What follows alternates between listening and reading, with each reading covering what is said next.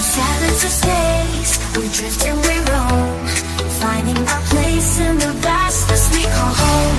With courage and wonder we reach for the light, guided by visions that illuminate the night. Mystery cloaked in the vast unknown, truth and discovery seeds we sow. In the starlit wonder we seek the key to unlock the secrets of our galaxy.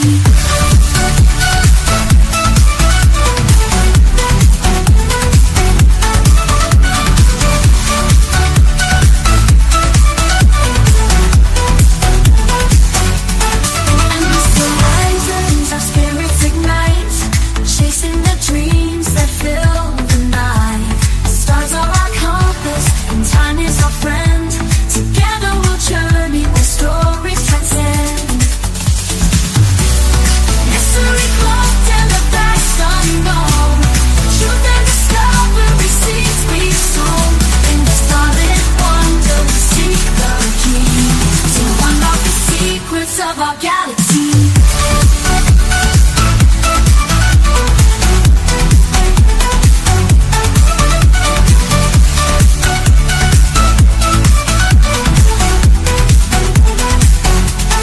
And with the horizons, our spirits ignite, chasing the dreams that fill the night. Stars are our compass, and time is our friend.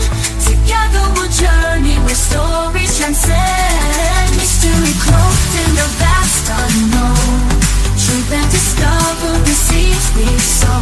In the starlit wonder we seek the key to unlock the secrets of our galaxy.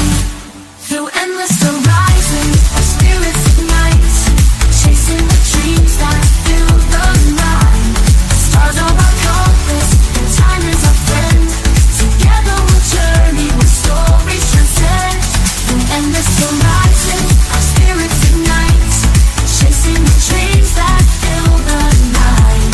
Chasing the dreams that fill the night.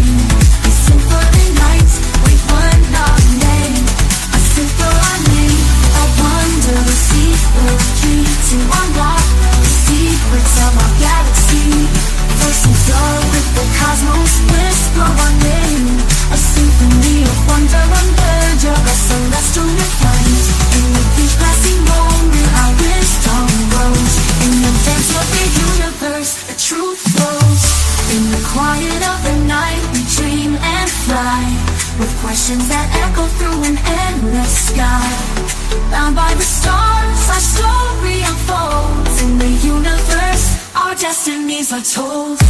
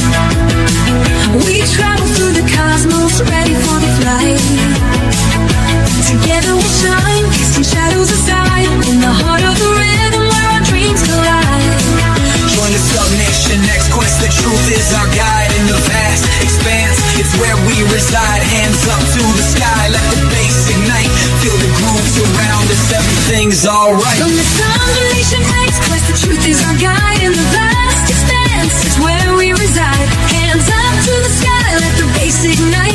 Feel the groove surround us, everything's alright. SNX radio, let the truth ignite. Together we'll shine, bringing shadows to light. In this cosmic dance, we're connecting the dots. Tune into the frequency, let's explore the spots. Heavy bass drops with tight beats. Illuminate the shadows, the echo of our call. On this road we will never fall. Feel the energy rising, can you sense the spark? As we dive deeper into the cosmic arc.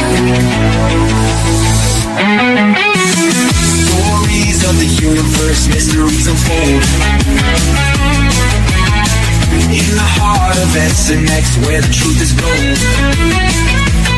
Every note we play, every line we write, crafting our legacy, shining ever bright.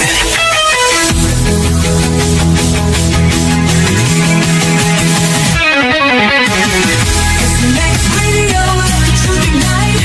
Together we'll shine, bringing shadows to light. In this cosmic dance, we're connecting the dots. Tune into the frequency, let's explore the spot. Here in the spotlight, we're taking our turn. With the fire in our hearts, let the passion burn. SNX radio's call, ringing through the air. Together we rise, together we dare. So join us now, let the rhythm flow. With SNX radio, we're ready to go. Unraveling the mystery side by side, we stand hand in hand. In this dance of truth, let the story expand.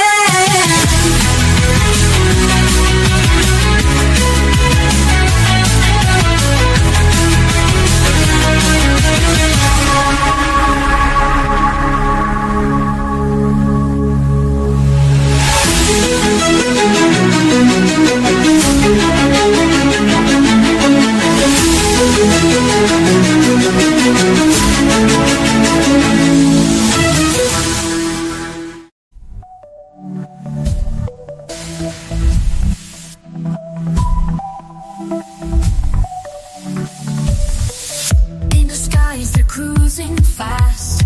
Truths are buried in the past. Lights are blinking through the night. Secrets hidden out of sight.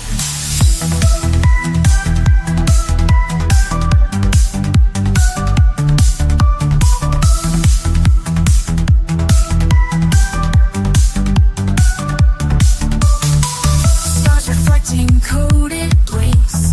Messengers from distant links. Whispers travel through the air. Signs of life beyond despair. Let the veil no more disguise. We'll uncover all their lies. Truth embargo meets your end. On this journey we'll transcend.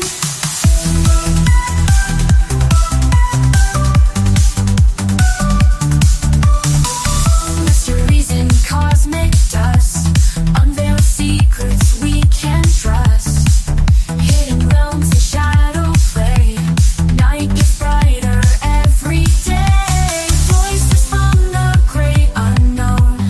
Echoes of a world they've shown. Across galaxies they roam. We're not in this fight alone. Lift the veil, no more disguise. We'll uncover all their lies. Truth embargo meets your end. On this journey we'll transcend.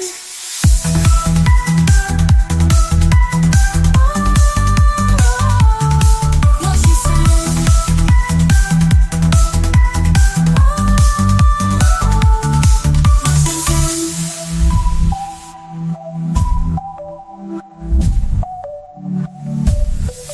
Mysteries and cosmic dust. Unveil secrets we can trust. Truth embargo meets your end. On this journey we'll transcend.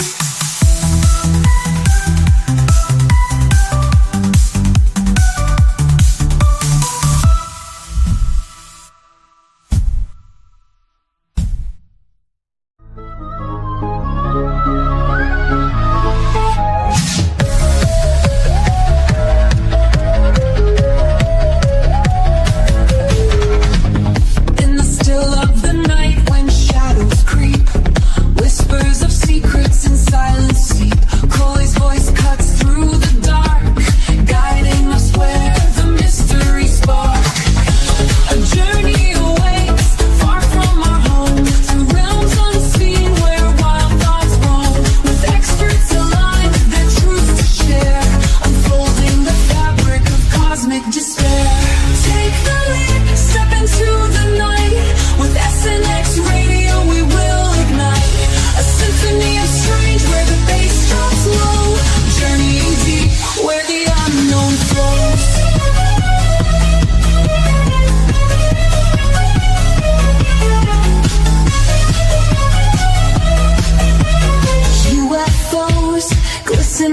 starlit sky. E.T. whispers, look up, don't be shy. Paranormal tales woven into fate as Coley invites us to contemplate.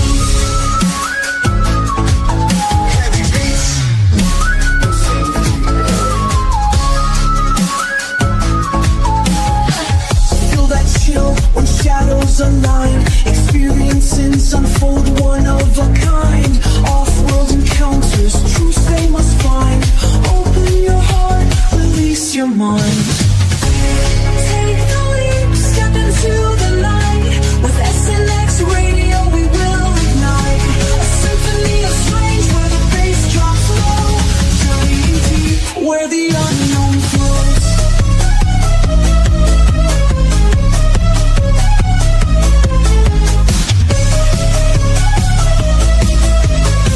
What lies beyond the veil of sight?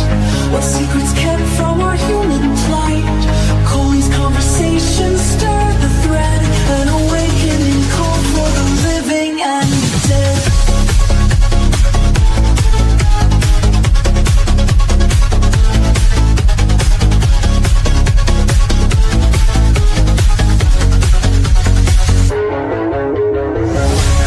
Take the leap, step into the night. With SNX Radio we will ignite a symphony of strange where the bass drops low. Journeying deep where the unknown flows. As the echoes fade and the night draws near, the truths we seek become crystal clear. With SNX Radio, keep your mind open wide, for in this journey we all confide.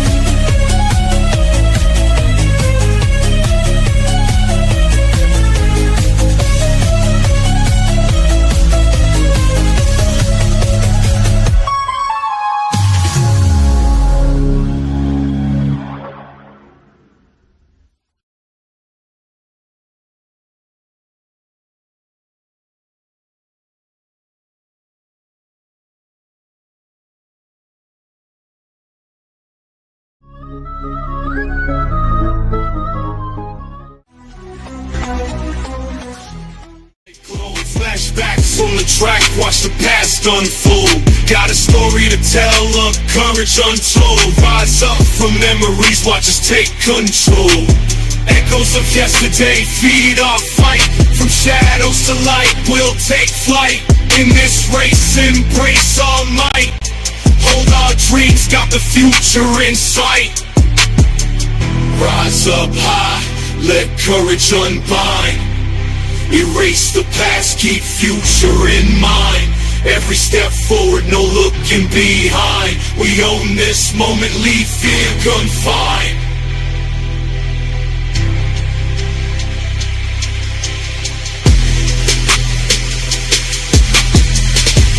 I'm not hearing you much, bro.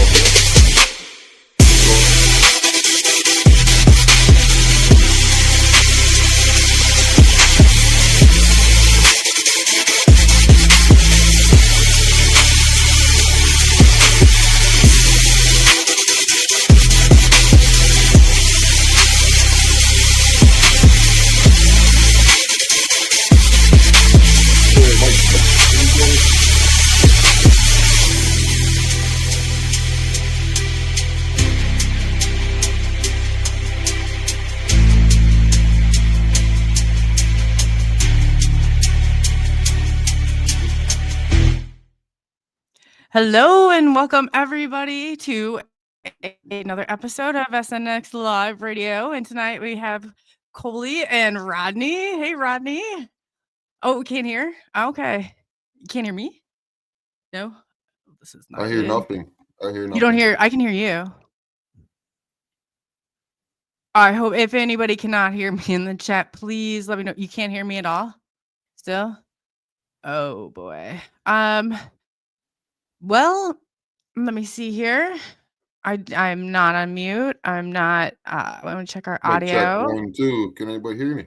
I can hear you. Can you hear me? Can anybody? Oh, he can. The chat can hear both of us. Rodney might have to turn it up, maybe. Oh, there he goes. We'll get that worked out, but I just want to make sure that everybody can hear as we're starting. So welcome to another episode of SNX Live Radio. And like I said, tonight we have a very, very special guest tonight. Brian Mimic, excuse me. And if you go in, we're going to do part 1 tonight and part 2 tomorrow. So, which is super amazing because he's got like a wealth of information. So that's awesome. Yeah, welcome everybody. So we'd like to welcome everybody from Twitter, Twitch, Facebook, Kick, and I know I missed one along the way. We're out there, we're getting out there, and look for us too. If you're on Amazon Prime, we'll be kicking that off here shortly. So we'll get all those other shows that we have done out there and make sure that, we're trying to get as many people as we can to hear our message. And that's the way it really, helps us get that through. So I'm going to go in and talk to you about our special guest tonight who has a book you definitely want to check out. Montauk is Strange. Absolutely crazy.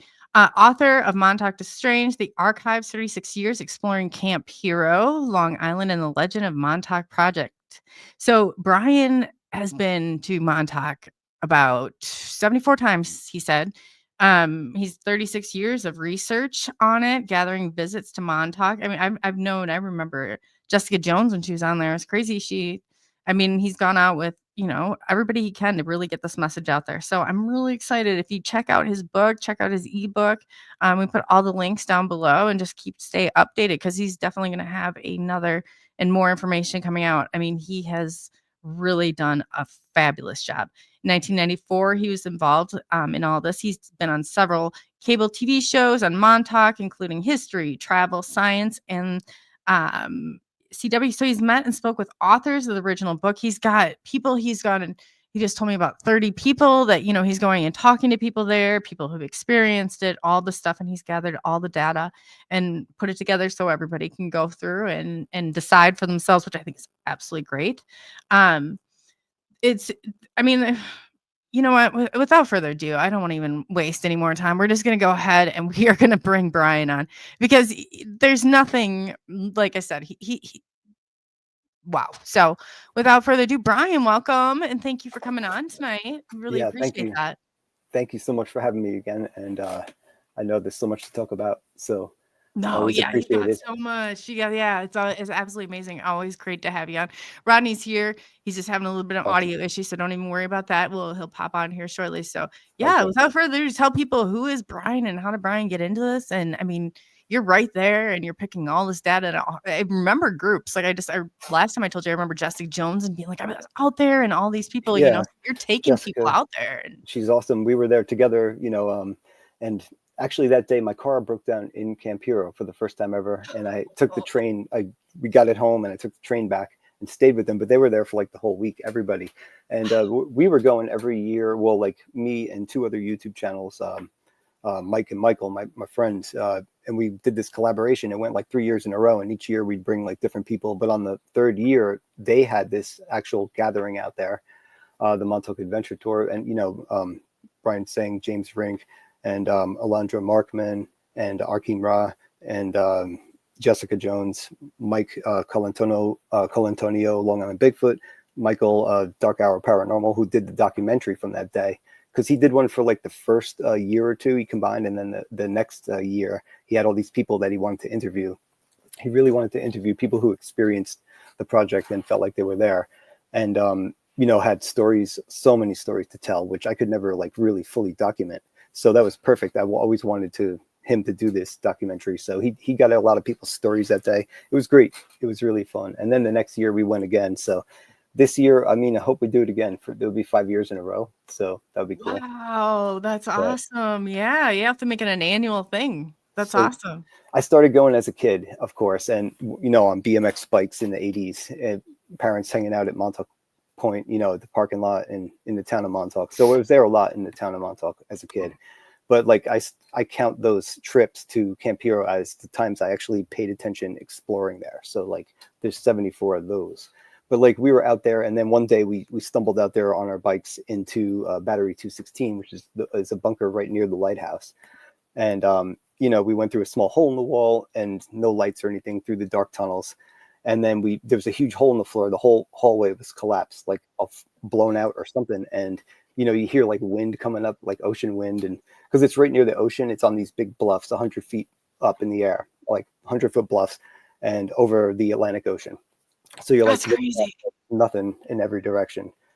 It's at the very tip of Long Island, all the way as far as you can go out into like the ocean. And so anyway, that's why it's a good radar site, because it could look like over a good horizon and pick up things. But anyway, we went in there, and so we climbed over this hole. We didn't know how deep it was, as kids. So we like stepped on some rebar and hugged the wall, and then grabbed each other's jackets. And then when we got to the other side, somebody decided, I think we said, let's drop a rock down there and see how deep it is. So we grabbed like a piece of what I guess is like the broken floor there, dropped it down, listened. It was like 3 or 4 seconds before it hit water down there, like splashed. Whoa. Flooded. Quite a Like, ways. so we didn't want to cross back over it. So we just kept going forward, and somehow we went down through a hole in the floor, which I figured out later on the blueprints that I have is just a hatch with sand that was caving in. But we thought we were going down like into like a cave kind of thing. And then we went forward, and we saw some light up ahead, and we kind of pushed a friend up out through a hole and came out right on the beach, like out of the ground on top of the bluffs there, right by the sign that says like keep back 25 feet.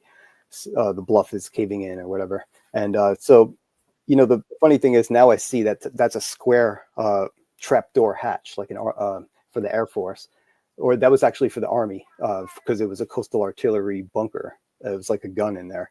Anyway, there's for all the cables, and the sand was caving in. So we kind of climbed out of the sand thinking it was like a cave, So this place hooked me for like the underground tunnel aspect.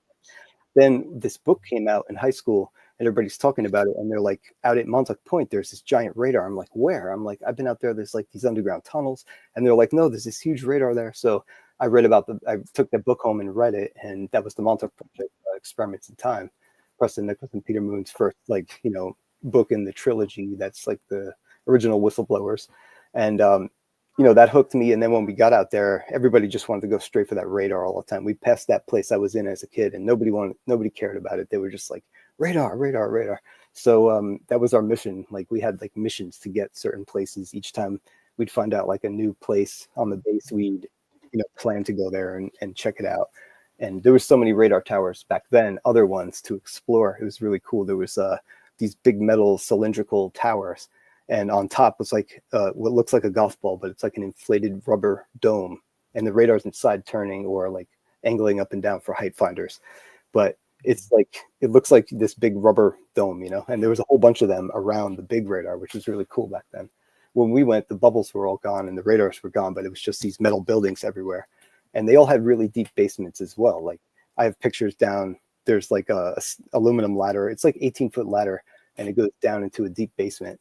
And I think it was generators and stuff down there, but it just shows you that there's deep basements all around that whole property.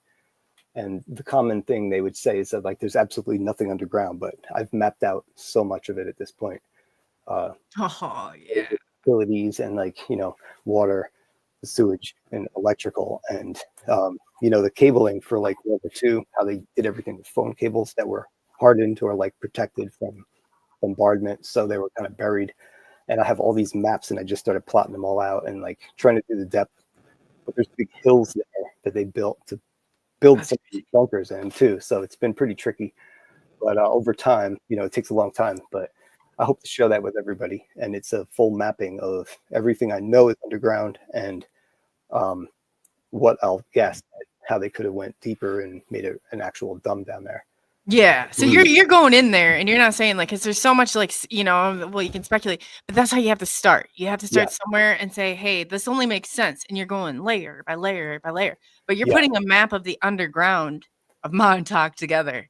It's taken a whole lifetime. Like I'm actually comparing history, like all the, I have all the military history. So like all these terms that most people, you have to know like the certain acronyms for each branch, and like of the time, like coastal artillery, World War II had their own like slang and acronyms. So like I learned all these things, like geeked out on them all, and like just so I could figure out the structures and like what's down there and what is where and where things are not. Like I may have had some guesses, and then I'm like, I have to like shoot that down and cancel that out because I was totally wrong on that. So. But I love the lore and what people say, and all these legends, and not always legend, but just like the whole thing, the whole story around it, because a lot of that stuff actually lines up with these hidden things I find in the history.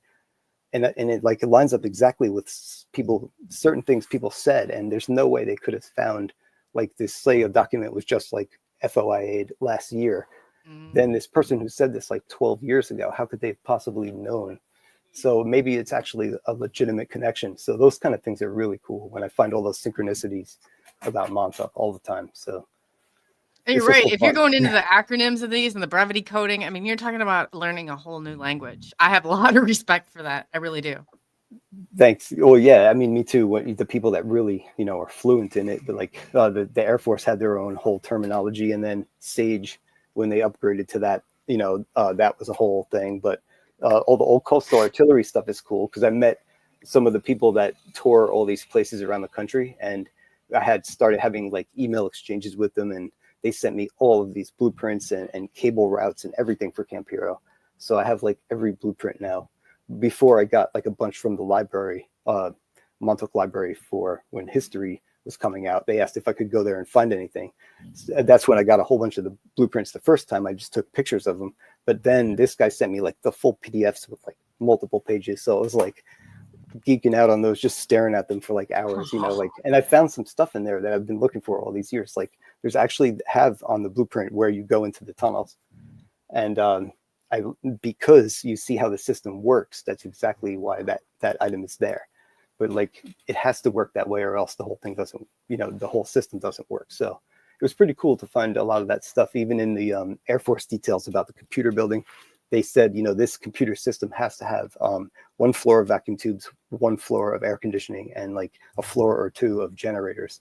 And on the top of this building, they had all the air traffic controllers at Montauk, with all like the round oscilloscope screens, because that's the building a lot of people would cut through, but all those machines were gone. But when I first went there was a few of them left. And so, yeah, they did they had FAA there, everything. They had like everything you can imagine for like communications and early warning at Montauk. They would scramble fighter jets there. Oh, And, and queue in like missiles to be launched also. So they were pretty so that's why in those years, I'm pretty sure like after they did like the brief MK Ultra stint with the LSD room thing, that house, after that was like a short period, like a few months when they were first calibrating the radar. The whole 60s were pretty much like they had a very important duty there. So they could not be, they really couldn't do anything in those years until they were shut in 1969, basically. They were mothballed, but they remained open, unlike other air bases, for another 13 years with no mission at all, no topside mission. They supported some FAA stuff, but those radars were obsolete in like 1969. That's why they closed the bases, because they were originally to detect like Russian bombers back in the Cold War, and then they could simply fly higher than the radars. They were 300 miles out over until the curvature of the Earth. So it's like over the horizon, I guess. So 300 miles sweep around. And then once they could fly higher, they're like, we don't need these anymore. But they found alternate uses for this kind of radar as a microwave radar. And it basically, frequency diversity means they can change through a range of frequencies. And it was for like anti-jamming and for, just being able to hit different frequencies and check things. But basically, this was a unique kind of radar. And that's why they can set it to different parameters. So as they had people come in the 70s, when they were supposed to be like, there was no real mission there. They had R&R, where they had a bunch of other local branches of military. And I know people that actually went to this, and it's called rest and relaxation. And they would just play games and picnic, and the radar would be turning. And so they would try different, settings and just see what it did. Like the general mood was everybody got lazy. Everybody was all amped up. Everybody was happy, sleeping, and they just simply cataloged things like empirically over time. And that was a whole, so these things really took time to develop. And now I'm finding all these cool documents that kind of back up these things, which I never thought what I would ever see before. They just recently been released. So I'm tying, and they're like 500 pages. So I got to go through and tie the exact pieces to what I'm trying to point out. But there's some really good stuff in there that show that this was definitely a possibility, because a lot of stuff at Montauk has nothing to really dig into, but this part of it has been very rewarding as far as like what we found so far. Oh, Yeah, that's crazy. Yeah. but it's happened a long time ago too. But it just shows the pattern that a lot of this stuff started at Montauk, and now has spread across the world into so many other locations and into our everyday lives. And then the other different programs too. It's stretched out through. Exactly. There's so many programs that branched off from this, and nobody really knows the true names for the programs involved with Montauk. They have these people have named this. Oh, I think Peter Moon said he coined the term Montauk Project for the name of the first book. Kind of makes sense, but in general, I don't think that was the name of the actual project. The Phoenix Project kept coming back to life, Yeah. and so They do it hence the too. Phoenix. But what were the real names of some of these sub projects? So Grill Flame was one that started in '83, and that's when the base supposedly was destroyed. And that was the last day of the base, supposedly August 12th, 1983, when there was there was a sabotage in the base, and the one Imagine that. I mean, if you get into this, you have to have a respect for somebody who goes this far, because I spent probably 6 or 7 years in learning like cryptology and steganography, and all, like you said, the brevity coding. The military, the U.S., I mean, none of them are using the correct codes. That's all smoke and mirrors. So what Yeah, he's saying, you're digging below all this for brevity coding, for possible. That's where you're going to find the answers at. yeah, So that's good to know. Even if you're going in there and saying, Montauk Project Montauk, I'm not sure. I always I see it both ways, but anytime they do that, that's not, you got to dig yeah, levels and layers below that. yeah, Wow. yeah. You get a good term and take the term and search it, and then follow the path. And I just kind of save along the lines of doing this. I gather a bunch of stuff, it could be downloaded screenshots, and by the end of, you can tell when I've been digging into something, because the whole screen will be covered in, my whole desktop will be covered on a computer here, on a phone. I won't even download that much stuff on my phone, but there's, I'm integrating the phone with it too, and just taking as much as I can, because I know this stuff disappears too. A lot of stuff go back for and it's gone. So I try to get, if it's really good, try to get something. And then I'm making sure to get these sources now, because crediting people is important. And I always save the links, but when it came to the first book, and I had 260 of these to gather, and I did not take good records, I had to go hunting for each one, individually, and research the whole thing, or because looking through all these old notepads wasn't working. So this time I'm doing it as I go, keeping track of everywhere I got this stuff. And there's a whole nother part of it, like the early internet lore, which I'm also gathering. Some of the stuff I printed out, which isn't even on the internet anymore. I'm glad I printed the internet back then when it first started. Yes. Yes. And they change stuff too. And websites can be easily manipulated more than your books in black and white writing. Yeah. That's the way it is. Yeah, exactly. I mean, it's easy to even just use Google Chrome to use the inspector tool. You can live change any website, and then just video record that and make it look like it, something like that. So it's too easy to do, like you said, deface a page, but those things in print, you can't fix that, especially if there's water drops and so you can tell what ink. But the point was to gather everything, and now I forgot about reading some of these things. I'm looking at them and I don't even remember reading this, but I have all these old people going there, obscure things I don't even quite they're not in the story these days, but I found some really cool stuff, and I'm going to integrate all of that, plus all of the early legends that the original whistleblowers core group of people that were involved in the first book series, and some of the spin-offs, and some of the tales that they, after the books were pretty much done, the first 3, there were all these things that were said to happen that was reopening the underground beneath Montauk. So I'm covering a lot of that, and I'm just citing where I got each piece and what they said for that part of it.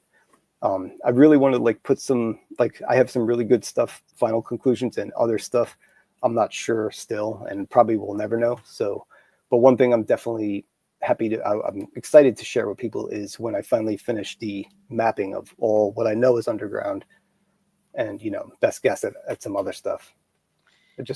I just can picture it, and then if I can make it the way I picture, I'll be so happy to share it. How are you going to stay safe? I know we talked to you before. My question was to you, how are you going to stay safe?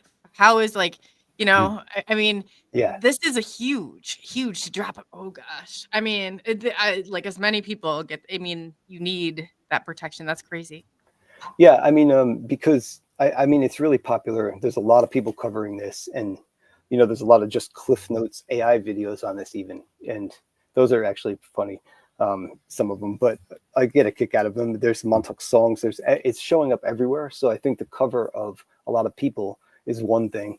I'm just another person. I mean, if I really got this message out there, I would definitely have, probably met more people so far, but I find it hard to break through on some of the stuff. So that's one protection. Like, I'm not displaying the algorithm yet. So there's a protection because I'm kind of still unknown in a sense. But when you look into this, yeah, you'll see my name. And I've also stayed protected by finding other genuine interests in this, in the history of the land, the military history, and learning that stuff, and having conversations with people who might ordinarily try to hate on you if you like just paranormal. But I have the paranormal. If they don't want to talk about it, I could leave that out, and we'll talk about whatever aspect of it that they like, and try to earn their respect that way, and then maybe introduce some of the other stuff and bring them over to this side a little bit. Like, my goal is to open up some minds along the way that may be, strictly logical, but also bring some logic to the people that are fully on the other side of things too. Give them a few things to ground and maybe check their own guesses on, something like that. I don't know, just like to share it in a way that's like right down useful to everybody, basically, and enjoyable to read, hopefully. I don't know.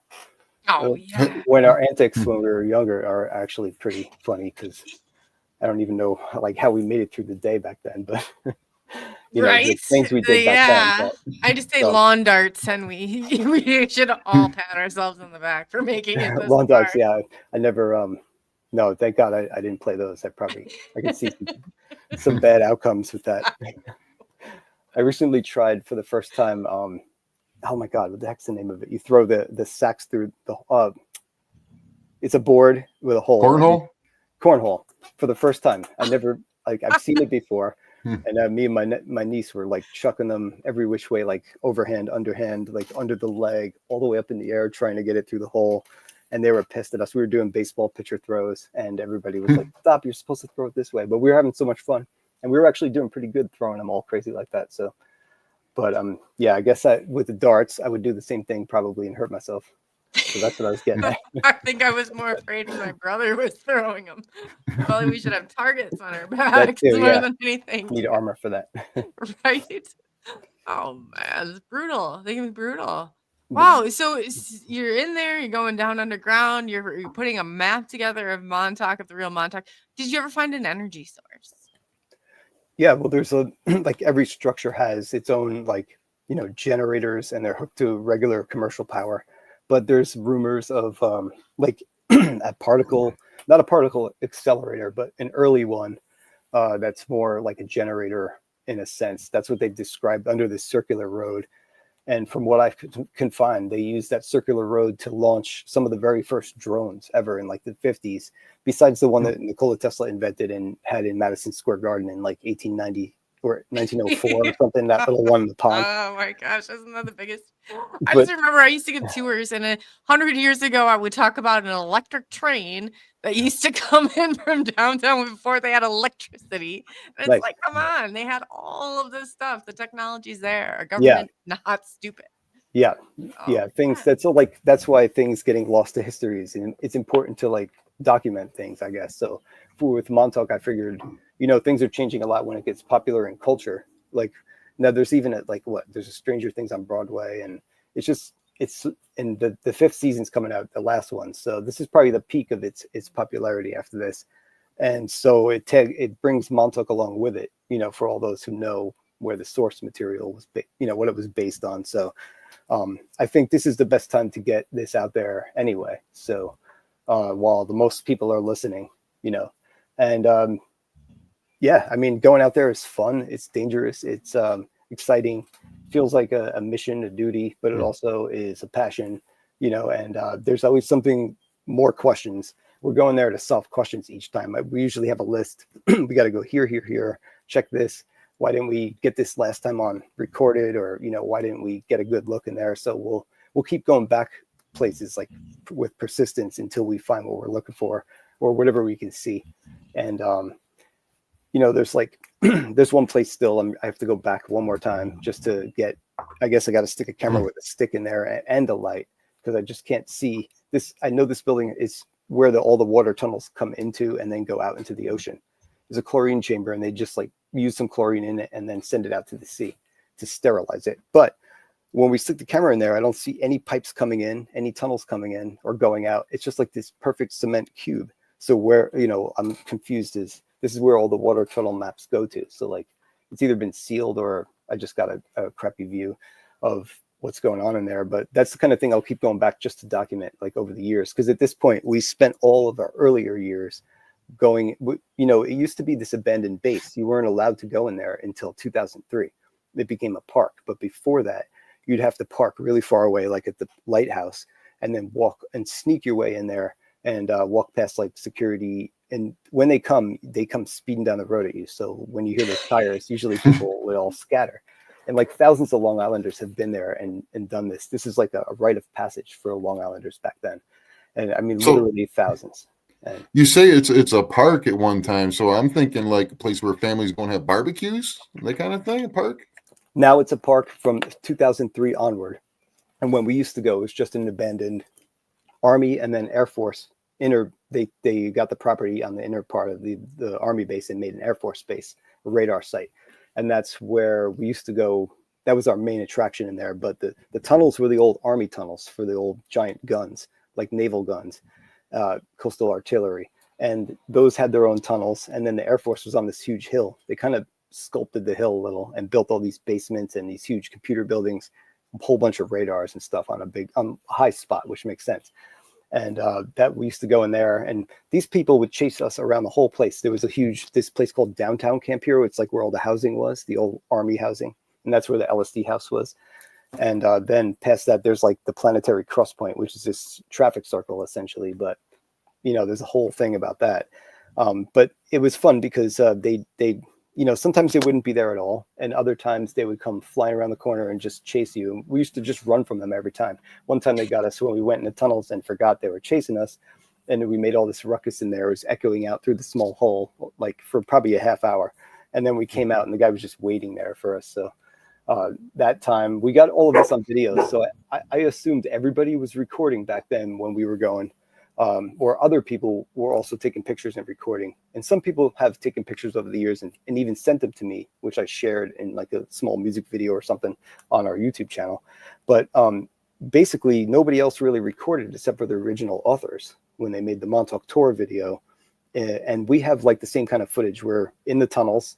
I have 2 different days, one in 94 and one in 95.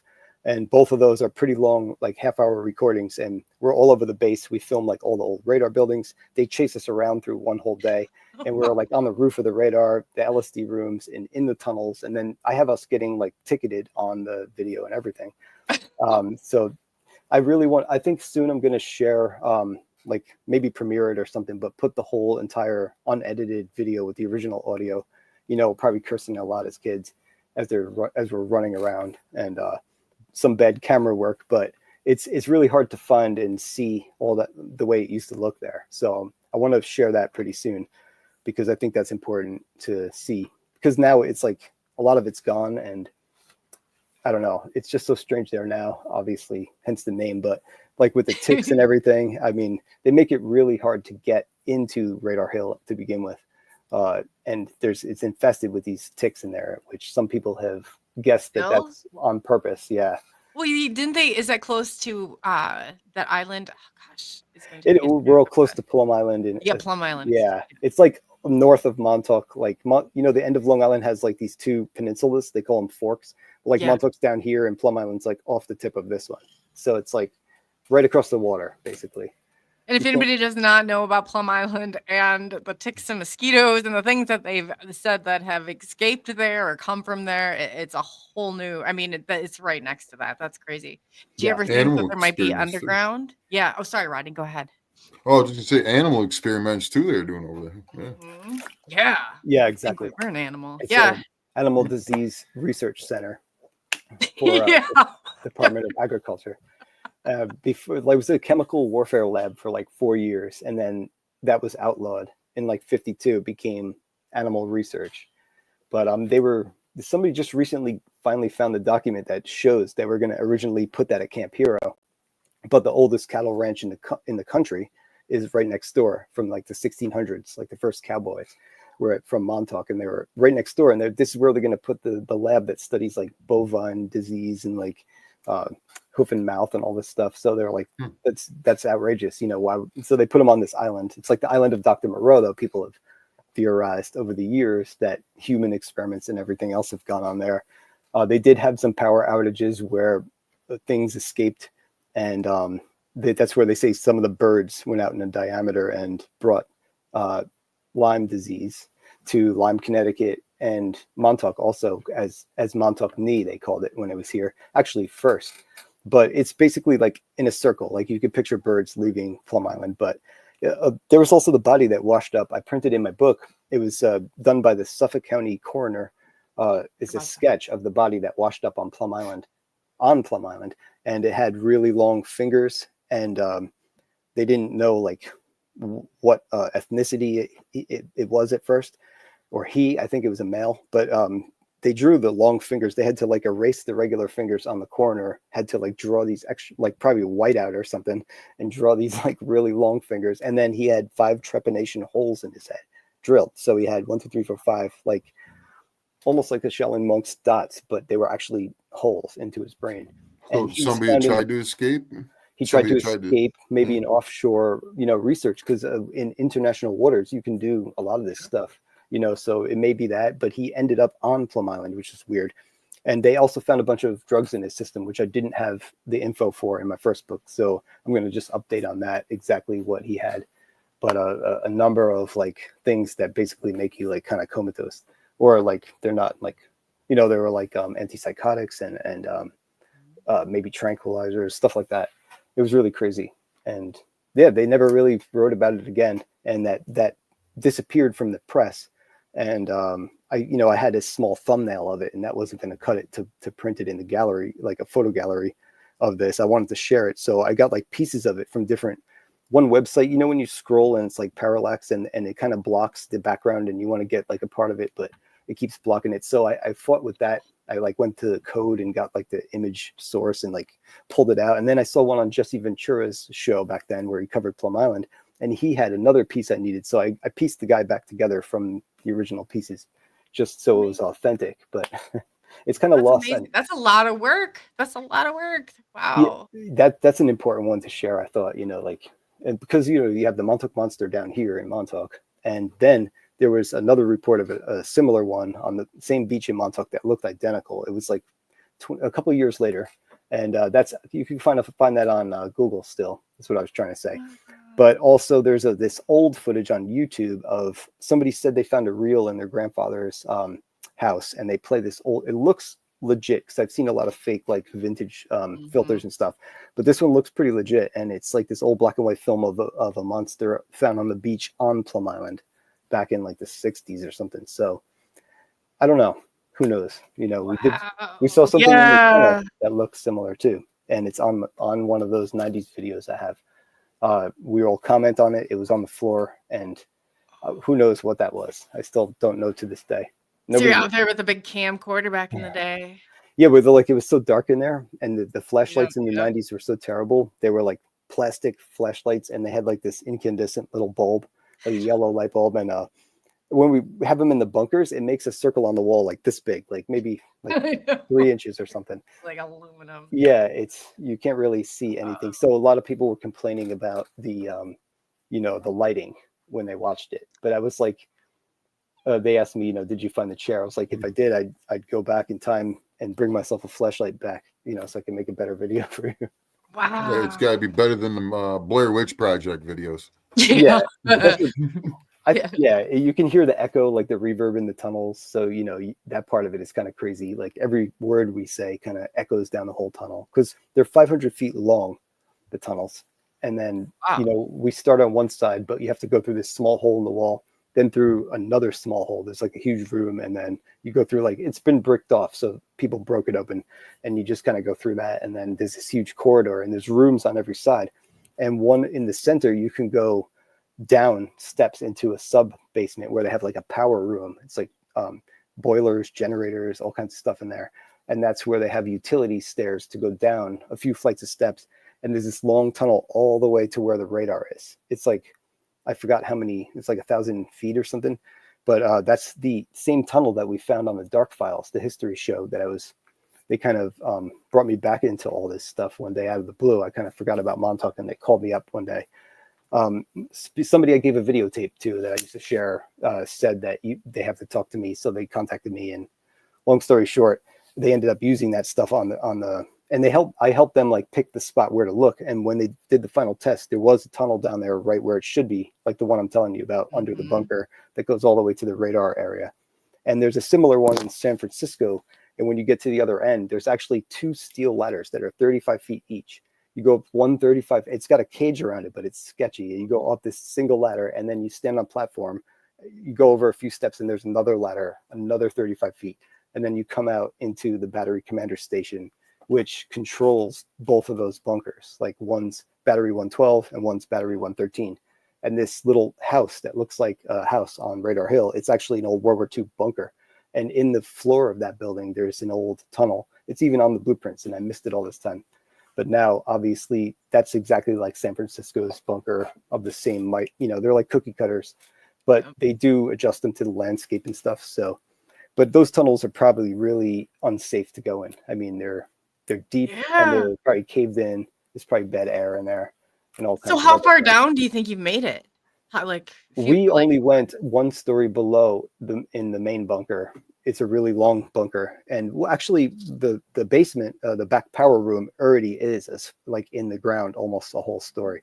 So the one we went in was staggered 1 below that. So 1 underground in that one. The other bunker, I also went 1 level underground. That as a kid, the one that I climbed out on the beach, and then other bunkers I've just been in on the surface levels. And our main job was always to look for a way to go deeper, but people I went with on that day just shared me pictures from back then that I never saw. Like I'm in them, you know, I guess he was taking them standing in the back of all of us. And also he told me he had a video where he got down 4 stories. The very day of that he took pictures of, one of our friends went in a side vent tunnel and went under us on a floor below. And of course I saw that big hole when I was a kid in the one bunker's floor that was at least like 3 or 4 stories. But there's one more thing too. Oh, somebody else just recently sent me tunnels under the computer building. They went in, they met some other kids, and they all like, he's asking them all permission if it's okay for me to use this footage. But they went under and they're going down these long skinny tunnels. And then there's like T's, you know, like different ways to go, left or right. And then at the end, there's this huge hatch where you could go down deeper. And this building should have 4 stories. So like they're legitimately finding, like mapping out where exactly to go. And you can still get in there. It's a little tricky, but it was in there a few years ago. But this place is really dangerous and falling apart. And the radar is the saddest part because it's not only dangerous, but I wouldn't recommend anybody going in there, or I can't recommend anybody going in there just because it's like the air, you know, it's damp, it's humid. There used to be asbestos. They did clean it up because I actually interviewed the company that did it. And because I wanted to know, somebody brought that up and I'm like, wait a minute, I've been going there for like my whole life. I better check on this. Yeah, right. And I couldn't find it in like the details. So like I really made sure I checked, and I figured let me just ask them. And they were really cool and explained it. And it is safe from that. But there's like standing water in there, in the like the elevator's flooded, and the ladder to the basement is all flooded and filled with cement and flooded because we stuck cameras in there and we threw rocks with glow sticks on them down in there, everything. But now the stairs are caving in to go to, like you can go to the 2nd floor, and when you look up, the stairs going to the 3rd floor are like tilted. One whole side is detached and they're hanging. So if that falls, you won't be able to go to the 2nd floor because there'll be a pile of stairs like on top of it. So it's really bad now because you used to climb like, I forgot how many sets of stairs to get to the 5th floor and then to the roof of the radar. I think it's like maybe 12 or 13 sets of steps, like levels, because some levels, some of the floors in the radar are like 30 feet or 35 feet tall. So you look up at the ceiling and some of the floors in the radar, they're just like, it's monstrous in there. But 35 feet tall? Some of the floors are, yeah. The bottom 2 are shorter, and then the top 3 are like pretty tall, like the same height. Well, that's quite a ways. That is quite a ways to have. I mean, did you ever find any tunnels under the waterways? I almost feel like they have to be connected. They have to be. Yeah, there's You're psychic. I was Oh, going to is that ask what you you're that. thinking Yeah. too, Rodney? Yes, that's Ah, right. great minds think alike, right? yeah, Yeah. there's definitely tunnels under there's some water tunnels there from World War II, and that like I have the side view of them in the blueprints, but I know where they go, but I haven't seen them. But I did see them exposed once in front of Battery 216 one day, like back in one of the trips we took there back in the 90s. We were running for some reason. I remember just running into past there, and these two big like cement rectangular lids were off right on the ground. It was all sand around it, but they were pure, like perfectly like smooth, not smooth, like perfectly angled, looked like tunnels that were uncovered with lids on top is all how I could explain it. They had water in them, but they were like, they took the tops off, it had some dirt on it, and then you could see into these tunnels. And I think there were water tunnels as far as I know. So there's this pretty sizable, like rectangular water tunnels under Camp Hero. There's also tubular sewage kind of tunnels that are like, they have like brick to go down the ladder, but then there's like metal parts to them that like that's the stuff that flows out into like the wastewater. But they had stuff they'd pump up from wells, filtrate, store in a tank, and then pump into all of the houses on base. That's like gravity feed.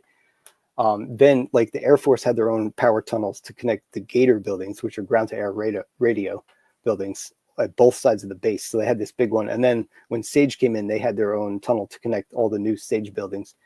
And then in World War II, also the Signal Corps was like the cable guys. They had tunnels and cables everywhere, like across Montauk. Those go for really far, actually. They connect to like pretty far into Montauk to other locations. Like Camp Hero had all these auxiliary bunkers really far away, like 17 total bunkers. So a bunch of ones that looked like houses. They were like camouflaged to look like homes, but they had all these other purposes like searchlights and gun positions and stuff like that, and spotting. But anyway, some of these tunnels connect to those. And then there was an old hospital in World War II. So there's a hospital, part of the base, like one side of the base was heated by this hospital's boiler, steam tunnels. So there's like a tunnel under that road, but all those buildings are just gone. There's nothing over there now. So yeah, I found like all this on top, like the top layer under Montauk kind of looks like Mario Brothers pipes everywhere. It's just like utilities. It's crazy. Right. But there's some buildings have deep basements that go down, 3 or 4 stories, and it's crazy. So I'm still figuring it out, but I won't share it until I'm sure on like most of the stuff I put in there.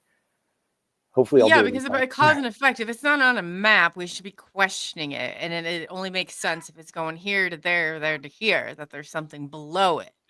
This is Yep. this isn't like speculation. Like this is common sense on some of this stuff. Like you're like, hey, no, there's a question here. We can't get this from here unless we have this, so it's got to be somewhere. That's awesome. That's amazing. Thank you. I figure, yeah, that's like, gonna make a guess. I want to know myself, like where would be the most, like the point where they would expand from, like the most logical point that they would use to go deeper and dig, a dome, or to even make one. How would they do it? Stuff like that, like you said. But also, the part of the story that we're not going to know is very important also, and everybody's accounts and, what this show is based on and what the story is based on, and all of the research everybody's done plays a big part of like what Montauk is. Oh, yeah. So I think, that all plays into it. And I honor I love Montauk and all the stuff about it, in a sense, the mystery of it all. So I enjoy reading pretty much everything about Montauk. Sometimes people bring up stuff that it's new and they just throw it. You could mix Montauk into a lot, and it does connect to a lot of things. So I'm not mad at it, because I can make my own connections to so many things in life, So whatever it is, it doesn't matter. I'm going to put all this stuff out there. So if somebody does want to dig into some of these things that I found, then they're there. It's going to be there. And that's why, I basically, gave up everything I used to do and just put my money and everything, time into this. And when I pushed the button, to print, like the final button, like it's okay to send to print, I felt so relieved, because for years I've just carried around these piles of pictures, files, stuff I printed and collected about Montauk, old brochures from the park. Everything in the world that I have is just like added to this giant like archive that's why I called it, the archives, because literally this is like, I'm condensing this stuff and sharing it. And now I don't have to worry about keeping it safe anymore or doing something with it one day. It's there, and I have more too. So I have a ton of, I have a lot of stuff. Oh, you're sitting on a lot of good stuff over there. I know.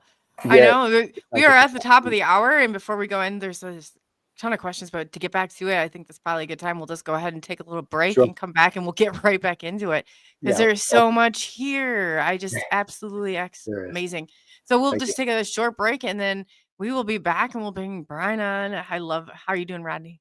Isn't this great? This is so much fun. So yeah, Yeah. and then we'll be back. So on that note, let's do this.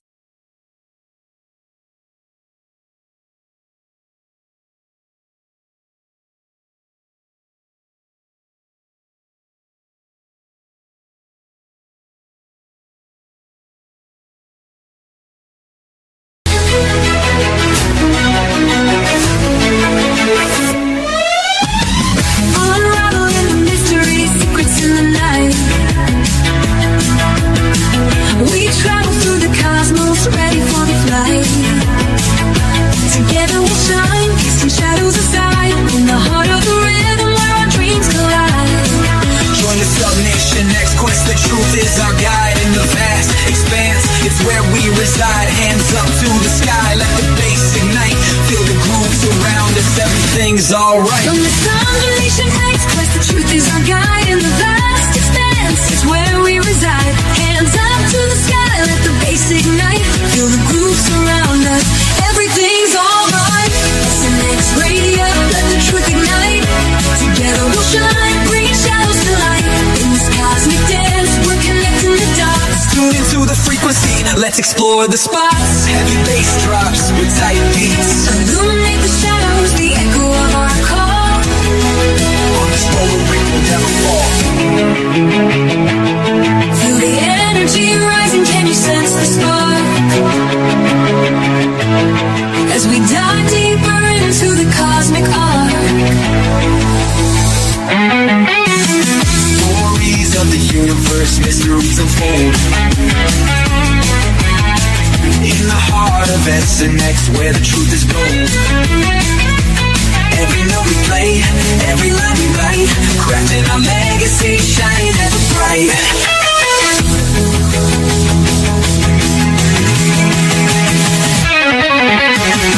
SNX Radio, let the truth ignite. Together we'll shine, bringing shadows to light. In this cosmic dance, we're connecting the dots. Tune into the frequency, let's explore the spot. Here in the spotlight, we're taking our turn. With the fire in our hearts, let the passion burn. SNX Radio's call, ringing through the air. Together we rise, together we dare. So join us now, let the rhythm flow. With SNX Radio, we're ready to go. Unraveling the mystery side by side, we stand hand in hand. In this dance of truth, let the story expand.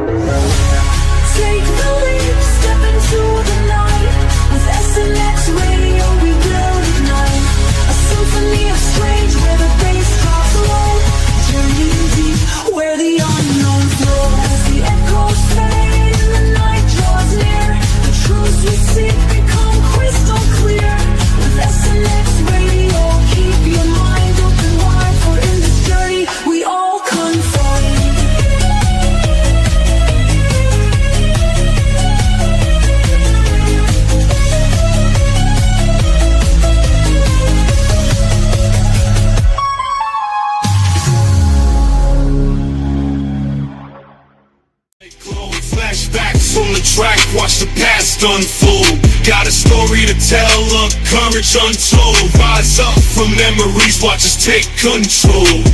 Echoes of yesterday feed our fight. From shadows to light, we'll take flight. In this race, embrace our might.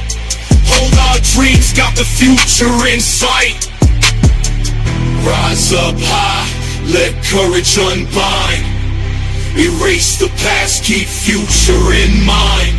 Every step forward, no looking behind. We own this moment, leave fear confined.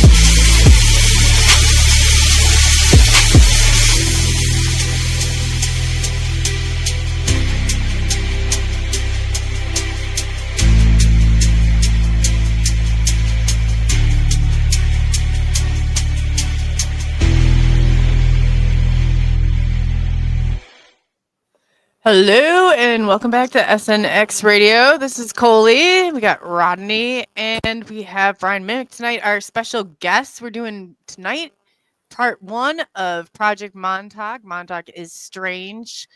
Montauk Project, I should say. So, we've been really hitting some ground here and going underneath. Brian has a map. So those of you who have not caught in on part 1 of this, I welcome you to. You have to go back and definitely tune in tomorrow, same time. We'll have Brian on again with more of his expertise that he's doing. He's done the hard work, so we can do the great work on taking this and going ahead. And he says he leaves it open for you to make your own decisions. He's just presenting the data and his conclusions based on patterns and all sorts of great stuff that, is just absolutely amazing. So welcome back. And I'd like to say to chat, there's great, and I see all of your comments for some reason. And I don't know, I'll definitely have it fixed by tomorrow, but it's kind of showing up backwards on my end. So I welcome everybody from chat and everybody who hasn't. Go and look in the links below and follow Brian's stuff. I mean, start digging through this. You're going to be so amazed by everything that he has. And I'm going to go ahead and I will put that in there and update as we go. But without further ado, welcome back, Brian, to the show. Thank you for having me back. And yeah, it's an honor to be here and just to talk about this, my favorite subject. And there's always, if you have room to do 2, we could definitely talk, that much about it. And some of the stuff, obviously, I don't mind telling you what I'm going to do in the second one because it's all just to document and share anyway.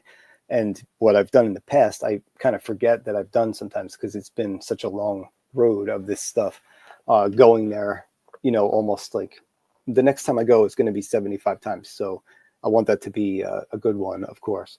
But also going there over the years is like, first you learn so much, it's all new. And then over time, certain things you can't go to anymore. And then you find new stuff. You find out that, I found out that the whole entire property was still for me yet to explore. And there's a whole, 400 acres of stuff that I haven't seen yet. So that kept me busy through a lot of the last couple of years. And all that stuff kind of just tied into all of our old questions and just helped reinforce the answers and stuff. So it's been one big picture, and like looking at it that way, I guess it's been a fascinating story and all kinds of stuff to share. Plus, we've had some really crazy experiences out there, and I like to share those. It's definitely been exciting, and for somebody that likes paranormal stuff, I feel like we wouldn't even try when we go there. Things would just happen. Like something strange would happen each time, or we catch cool stuff. Even after the fact, you look back on it and you're like, you see it in your footage or whatever the case may be, or just see strange things when you're there, So I have a bunch of that in the book as well, but I have all the mind control in the book, and there's a lot of good documentation for that. Electronic mind control, which means microwaves being broadcast upon us. And, everything that goes with that, from voice to skull to mood control to the cell tower in everybody's neighborhood. I mean, it's part of our lives. Right. And you were saying before that tower that was there is actually going around, right? Yeah. Or is it going up and down, right? Yeah, Not, like and it's the changing. radar that used to just turn, like you said, every 12 seconds it would turn once. I actually have an old footage from Sperry, the company that built it, and they show it turning. It's actually the one at Montauk too, because that was the first one they had built in the field to make a video with, and to test on people because they calibrated it for like the first year. That's all in the records. So like lining up the history actually worked against, somebody who's trying to say this didn't happen, because it all lines up very nicely with the stuff that we were putting together on, like, as far as the MK Ultra experiments there for a short period.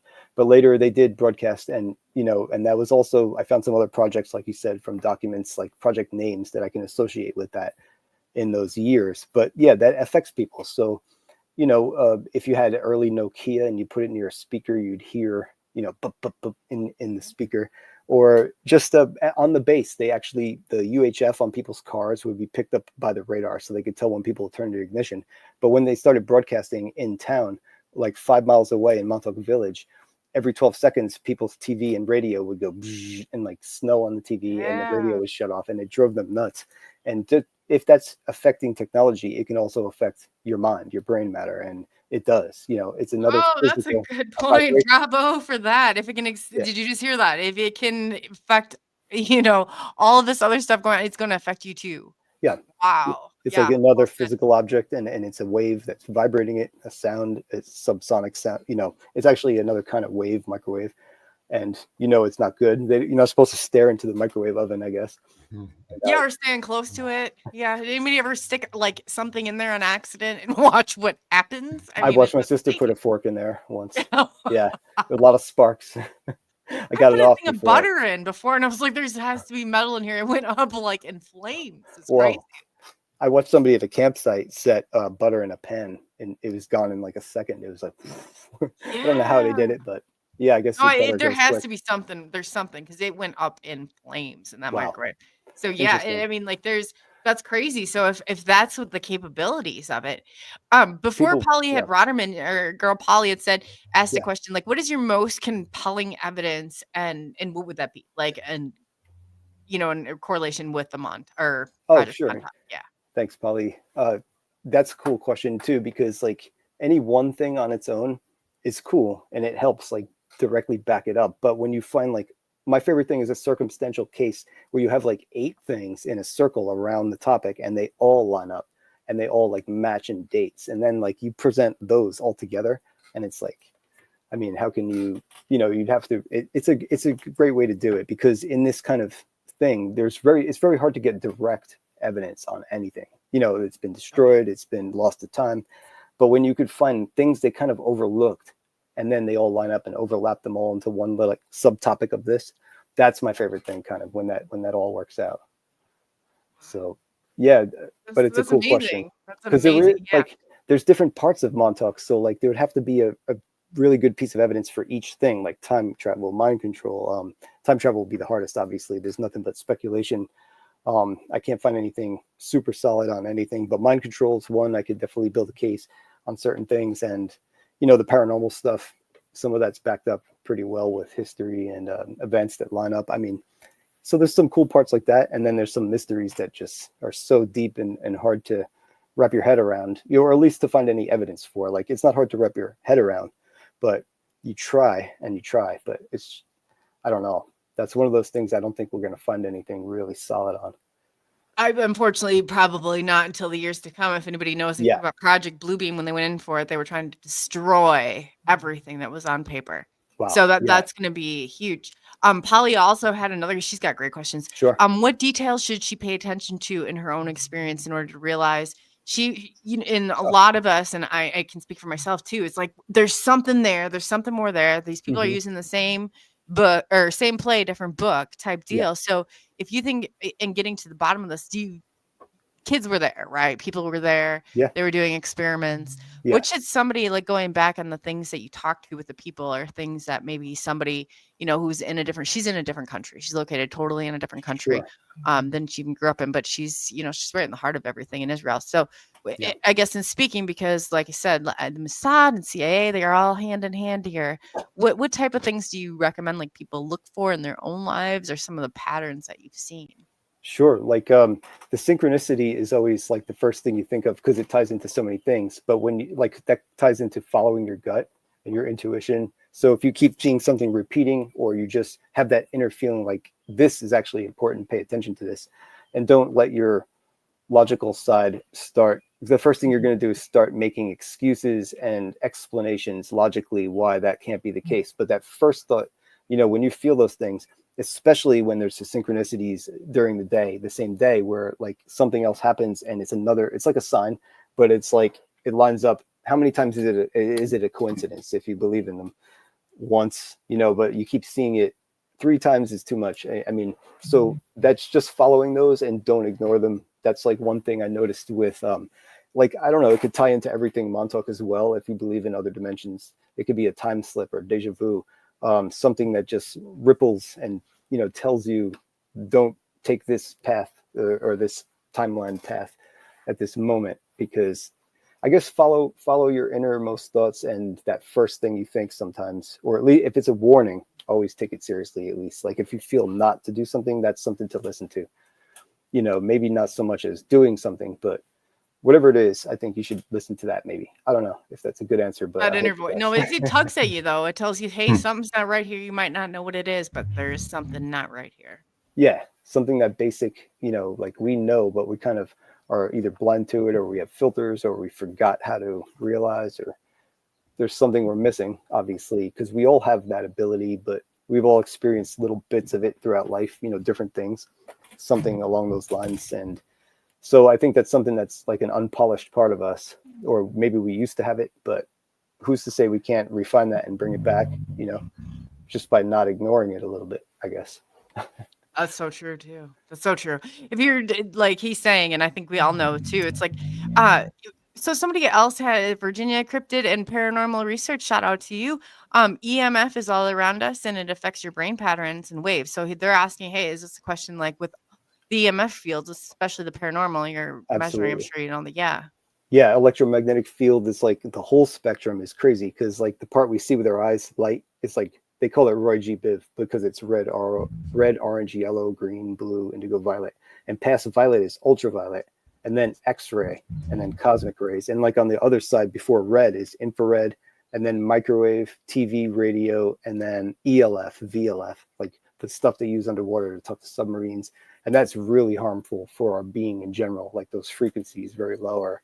But yeah, they all affect us. And I think the EMF fields around us, because of our technology too, using microwave to send these signals to our phones, that's essentially Wi-Fi is a microwave transmission, and some of it's radio frequencies, so close, to microwave RF.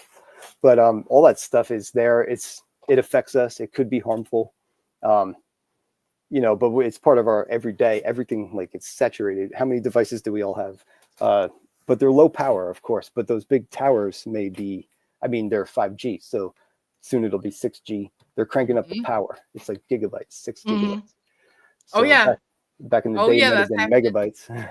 People don't even realize how powerful it is. They're just all, it's just like, oh yeah, no, my voice detects all screw. It doesn't even know what I'm saying anyway. Like, Yeah. that's crazy Yeah. to think that. Remember those people were getting the calls scrambled for a while on their cell phones, and they would get this crazy alien like gibberish, and it would just keep going. I don't know if that was a thing on YouTube for a while, and it actually happened to me a few times, but that was really strange. I don't know if you're hearing the frequencies translated, but it really sounded like a lot of pieces of voice clips, a lot of growls, alien sounding. That I is didn't get gibberish, but I had a strange phone call on my landline once that said the government is using technology in your area, and it's repeated it twice. Whoa. It was a female AI. Yeah. I I disconnected the believe landline. it. I know. That's an interesting one. Oh god, they're relentless. They are relentless. Yeah. So you're talking about, if people don't think that your government is experimenting on you to see what it could maybe do with the enemies flying in, to maybe what it could do with anything and control, then you really have to take a relook at it. They're not here to keep and populate the world.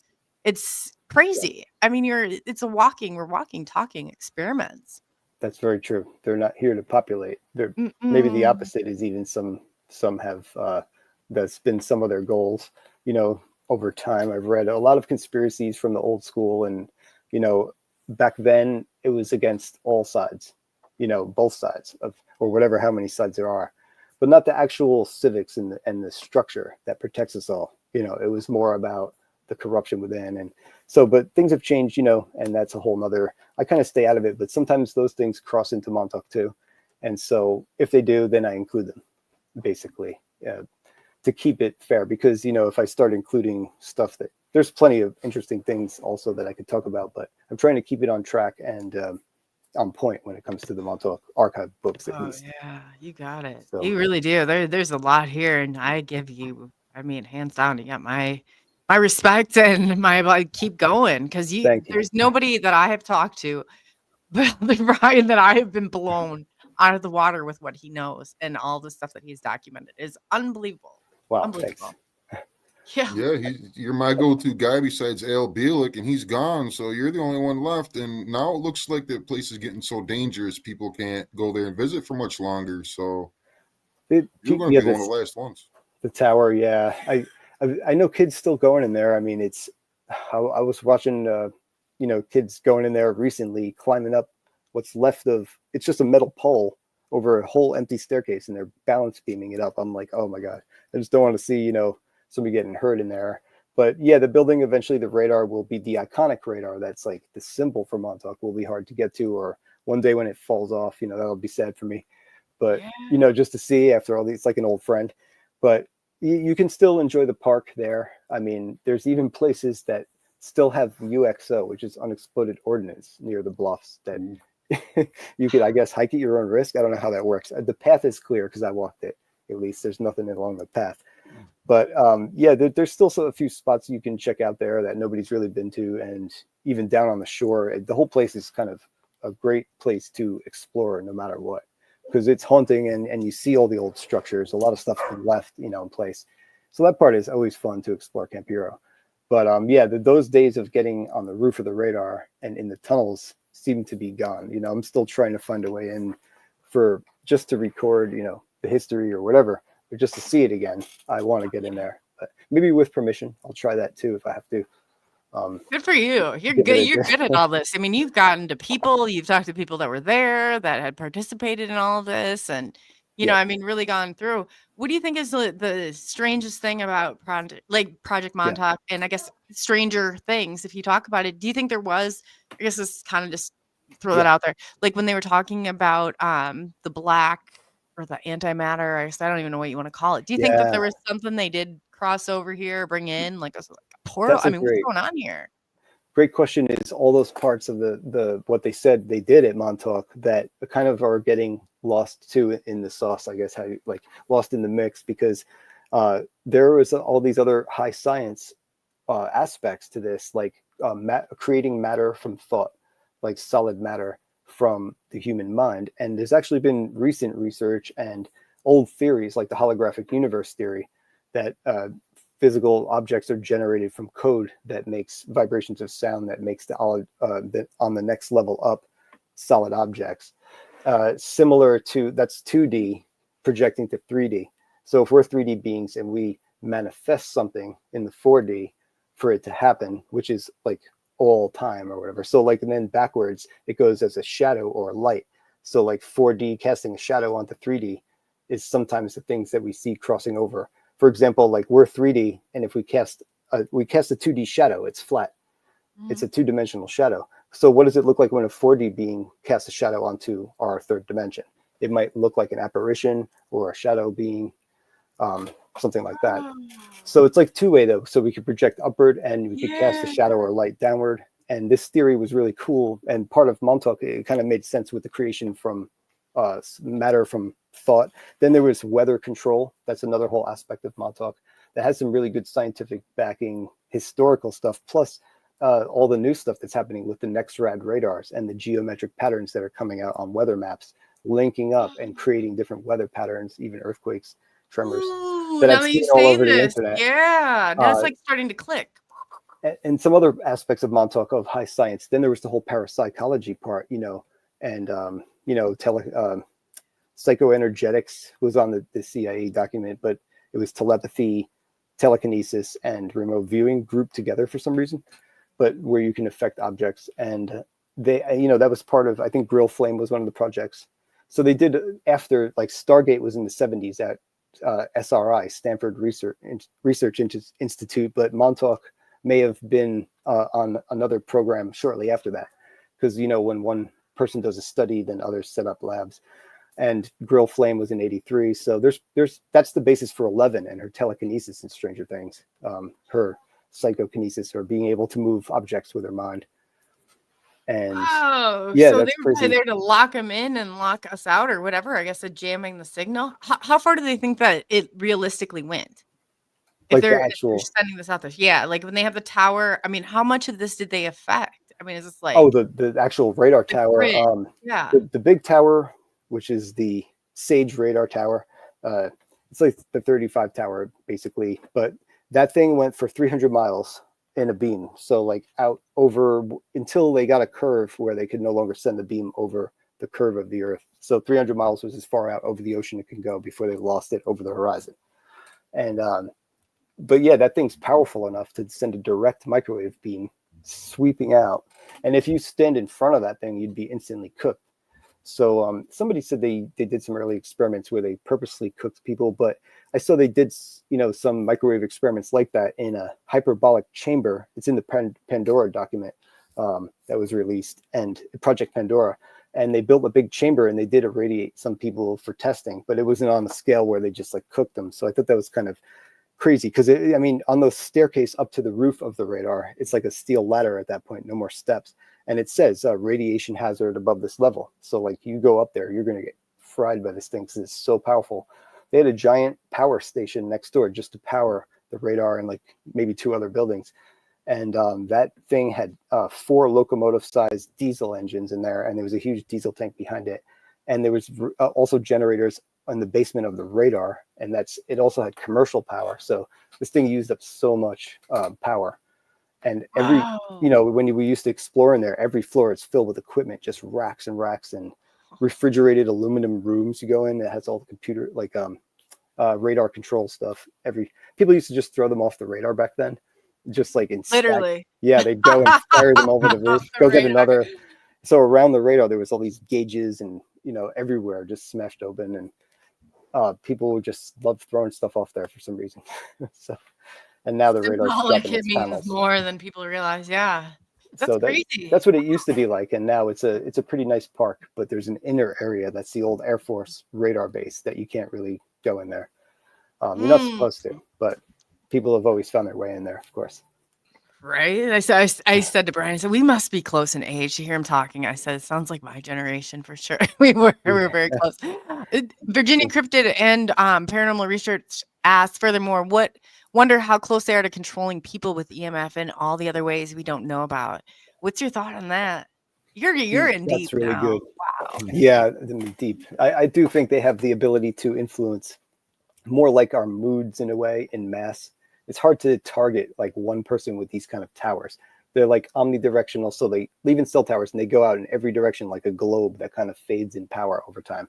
So like, we might all get agitated at once, or those days where like everybody's been talking all week and then all of a sudden one day just like the whole internet's dead and like all your friends aren't talking.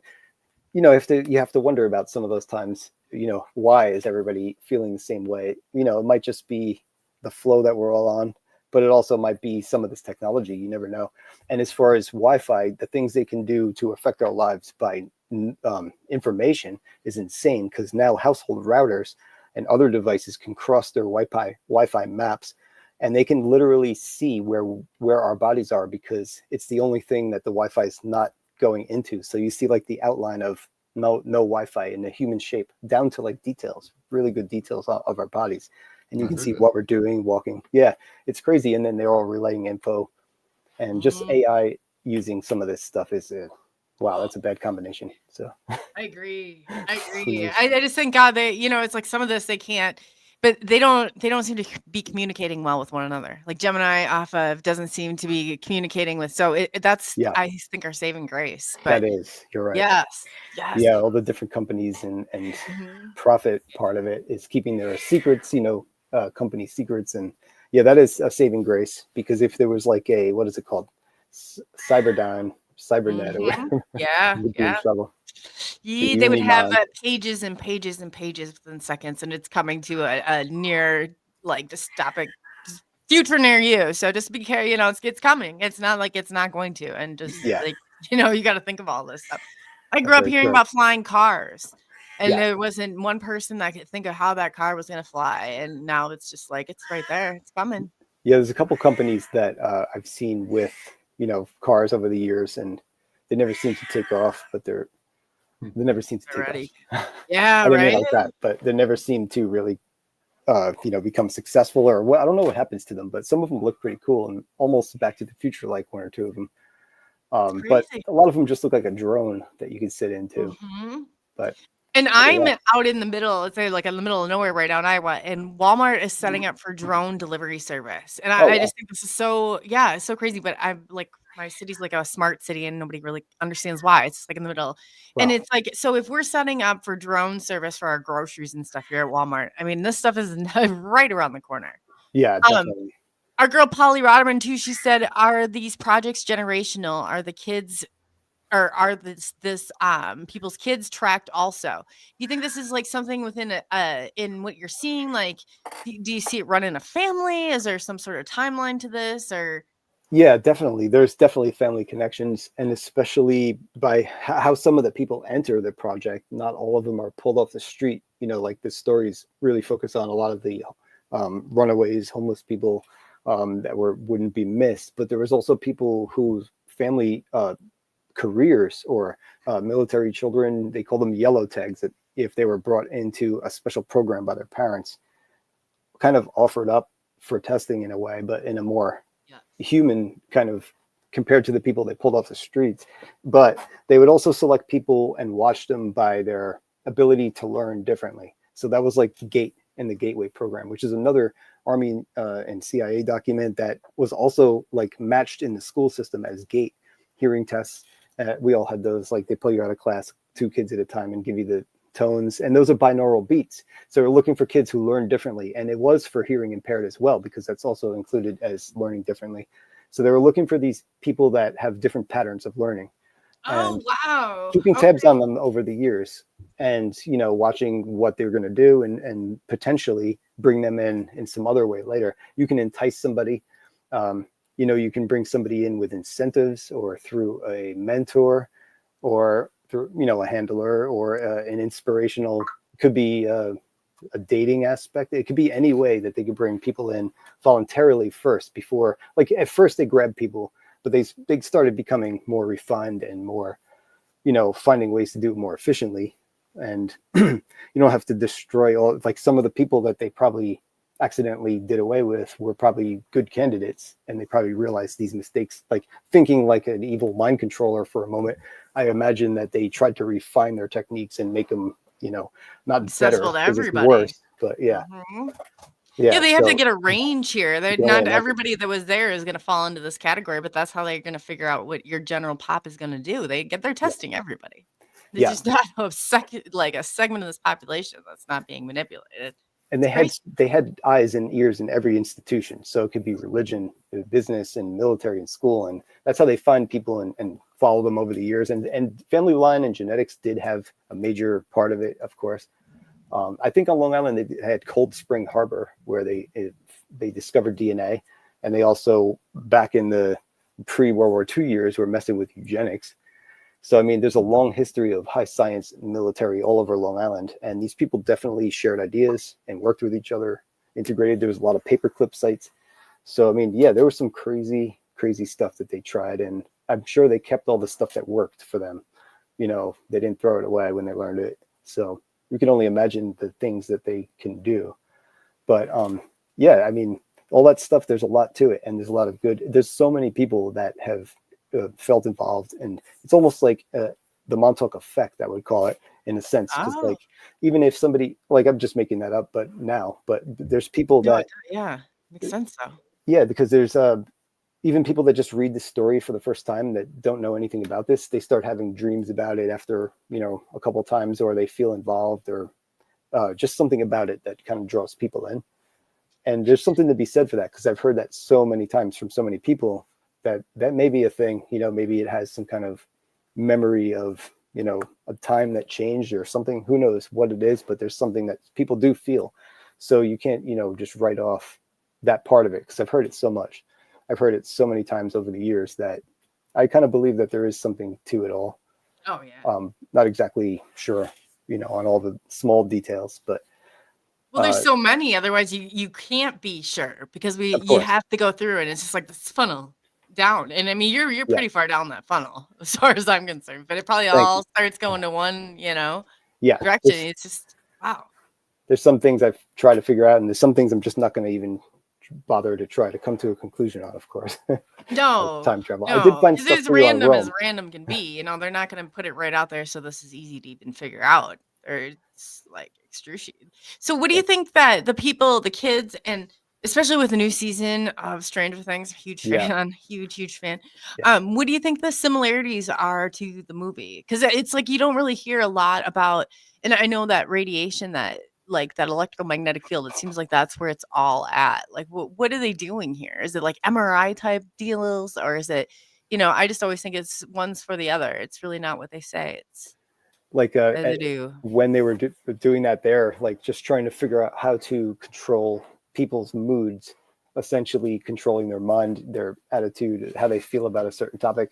But yeah, like who knows like how many other things they did when they started using the old Cold War fallout shelters for laboratories in the 70s. Because if they did parapsychology down there, it doesn't take up a lot of room.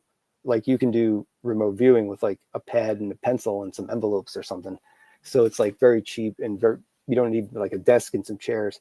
But like the other stuff, I'm sure when it came to studying microwaves, they had a doctor that after when I think they did some of these where they actually used it against people in the LSD rooms, combining psychedelics with microwave, getting hit with microwave, because that's the only place they could do it, when have a radar like this that was just put online. And that was their opportunity to test this thing as they were calibrating it, because they wanted to do this. It was written down in documents that they wanted to, and then their opportunity came and they took advantage of it. So the doctor who treated those people left he left the base, and they had no doctor for like 2 years, and he wouldn't say why, but they said that 18 people were exposed to some kind of microwave. So interesting, in Wow. my old pictures I see there's two hooks, almost like they hung a lead blanket there later to like protect people. But there's some weird stuff in that room. They say like the closet doors in that house, they would lock from the outside, like you could lock something in the closet. Is really weird. And Yeah, I think they like, I've seen so many things and heard so many things about it, and even like the switching of the timelines, and how they just, I mean, it's a whole mind, it's like a layer. yes, It's just not something I mean, this is trickled down, yeah, They don't come out and the CIA and say, "We're really sorry for what we've done to you so far." No, they just picked up another name. This stuff, they're yeah, not letting go of it. new code name for, yeah, that we won't find out for a while. They split off projects, like you said. As soon as one gets, somebody finds out about it or something, I'm sure they make a few new ones. It springs like new heads. But some of this stuff is easy to guess, but I don't know. When it comes to like the time travel stuff, there's so many other time travel stories. So I started trying to keep track of them all, like Project Looking Glass, and then John Teeter, and then Mad Mike Markham, and there's so many. There's like a dozen of them. So I started writing them down, and a lot of them do cross over or involve Montauk, or at least say the name Montauk over the years. So I'm trying to figure out where any of those tie in. And Oh, I wow. mean, the original story was enough to sort through from Preston Nichols and Peter Moon. But then when you add like all this early internet lore into the mix, I'm going to attempt to sift through that in that part for once and for all, and see what I think. It's a battle in But itself, and then people don't realize everything we're putting out, like even right now, all this is being transcribed. I found from AI, and it's just, yeah, so we got to think of what they're going to use it for. So that's absolutely crazy. And then you think of all this stuff. So do you think there was another tower that it was hitting off of? So if it's shooting like 300 degrees and it's going up, down, directional, I guess, all around. Do you think that there's like a connection that's connecting? Like, Yeah, there I mean, was how like a far does this net of go? these. There's Yeah, I bet there's there will. actually like a map I have that has like all the Sage towers, and there's like 12 of another kind. But the building itself, there's 24 of that cubical building that the tower's on. But this kind of radar that's not a bubble on top, it's like a dish that turns. There's 12 of these. One was actually never left the factory. That was the first one. It was just like sitting on the ground with no tower, just the radar dish. So this was the first one out in the field and the last one standing. But there was literally 12, and they went across the top of the U.S., like all the northern states bordering Canada, and down the coast just a little bit, like halfway down. And I think there was one down in Louisiana, and that was like the net for the U.S., like the whole country. And that was why that was the very beginnings of the internet, because they had to communicate this data across these systems and then to each other. It's kind of crazy.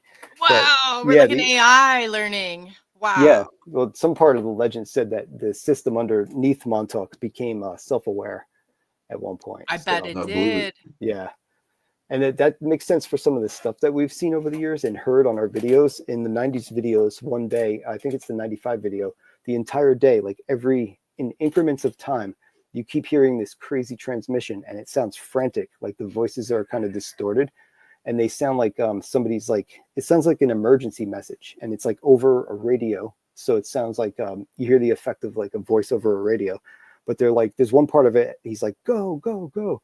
They says something, and then you hear this guy saying, go, go, go. And it just, this over the day, it's the same exact message. And it's when we stop talking on the video and like people stop kicking stuff on the floor, you hear this thing come through every once in a while. So I was trying to isolate it and boost it and hear what they said, but I feel like it's this transmission that's on just like auto repeat down there somewhere in like some destroyed part from that day when the base went up, went down in flames essentially, or flooded.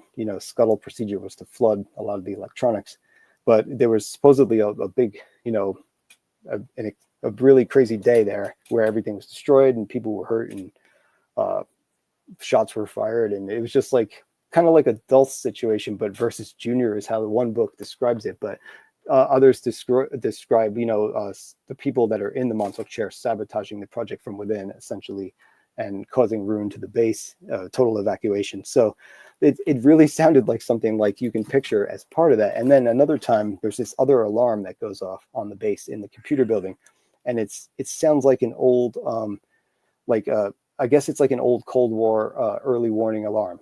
And I looked up some old black and white footage, and I found something similar. But when I first heard it, we had these papers that we found that were like food records for the base, lots of food, like thousands of dollars, and billed to 1987. And it said Montauk Air Force Station.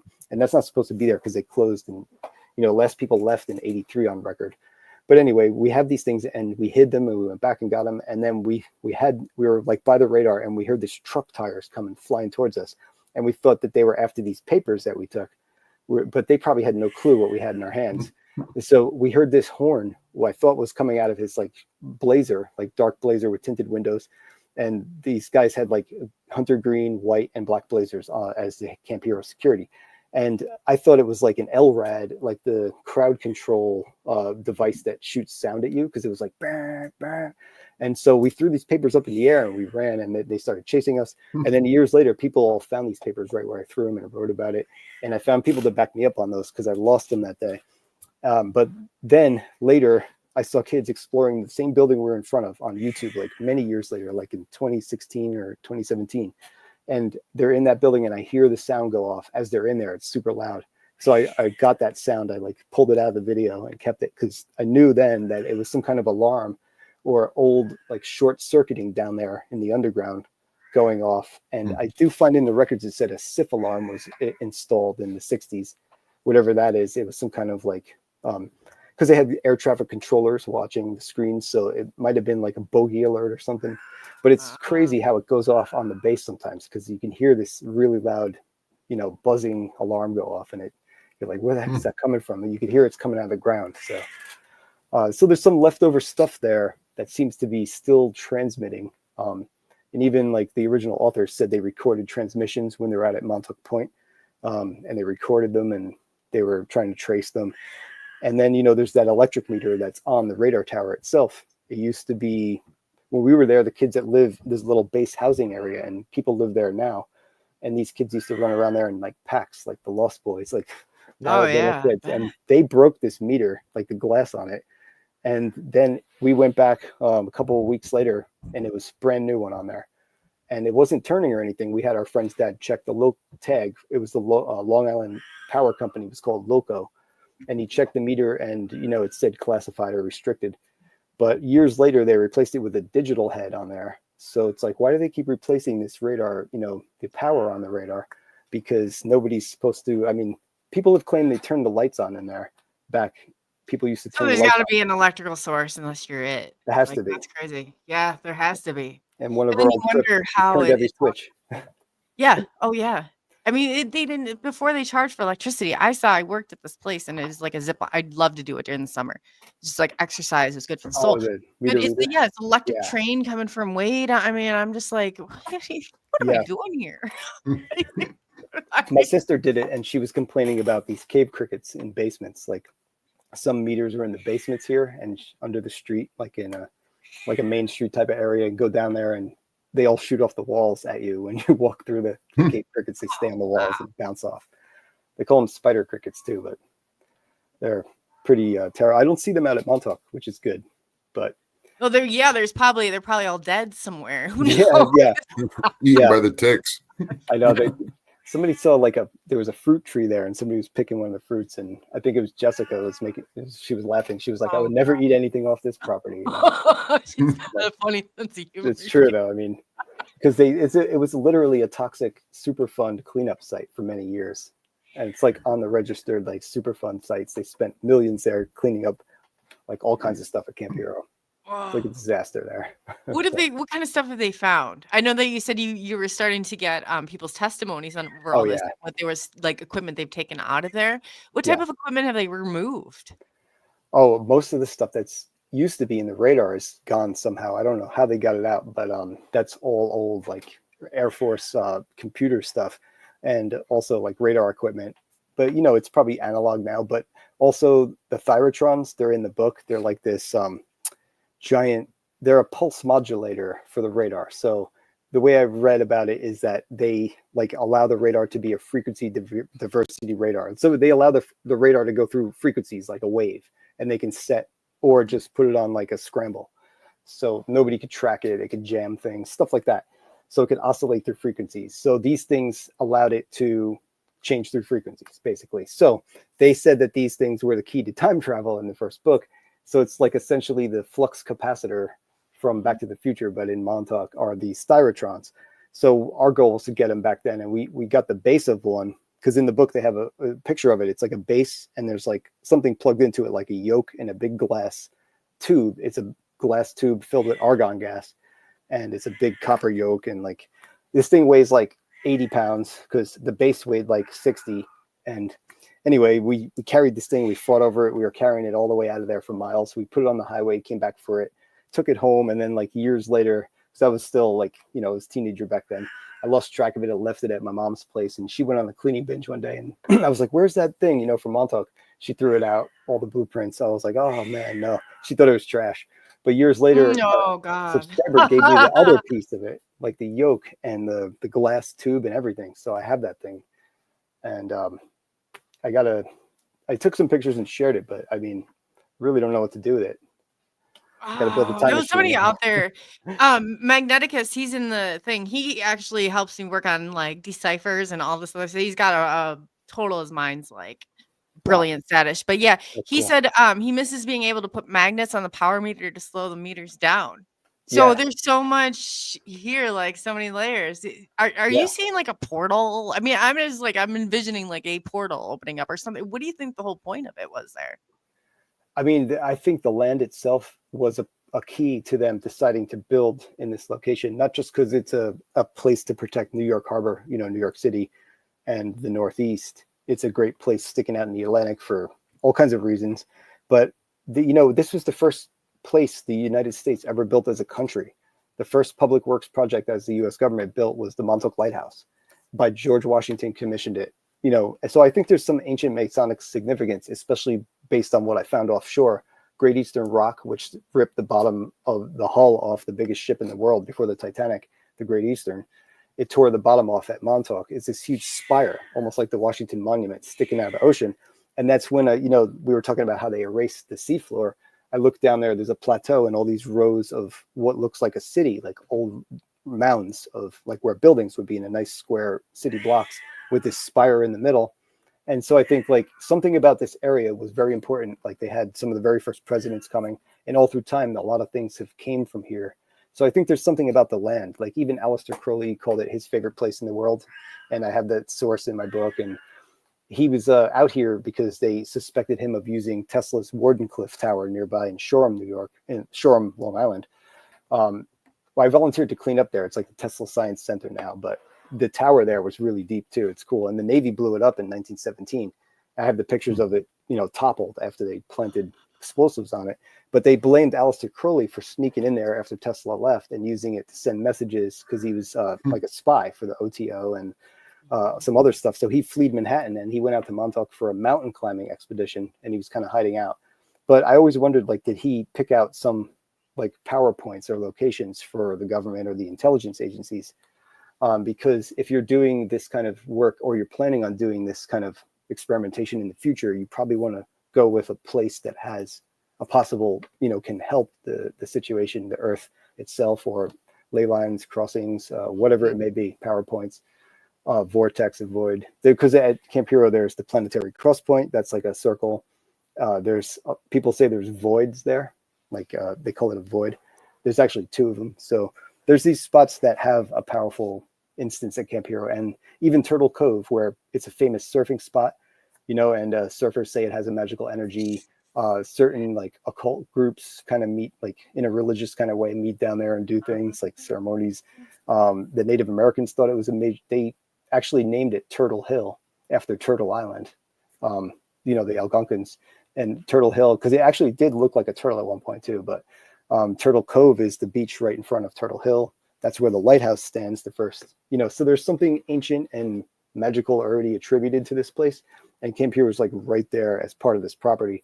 So I do think that plays into it. And that's the reason, like portals, like you said, a vortex or something there. And adding a military base there is just like almost like a no-brainer for the kind of stuff that they were attempting. I would definitely build one there. So have you been in the area? Did you map down the chair where the chair they thought the Montauk chair was? No, because I've people said it was under the radar because that was like the first, logical guess. Under the radar, off the radar. I mean, beneath the tower in the basements. So they said there was a deep underground base right below the tower, but as far as I understand, like it would be a little different. So I met somebody and I went to their house and interviewed them about, the Montauk chair. His granddaughter said she found it, and they're Montauk residents, and she found it deep underground. She said, described it as looking like a lounge chair with a whole bunch of circuits and maybe some crystals or like lighting, like LED type things all over it. Just a whole bunch of stuff on this chair, like wrapped around it, and old, dusty, and left, maybe moved into that position. It wasn't like the actual place. As far as I know, there was no details to this story, just the fact that she was really scared and apparently took a picture of this, showed it to the guy I was talking to, which is her grandfather. And he says that she erased it from her phone, which just means like, don't ask.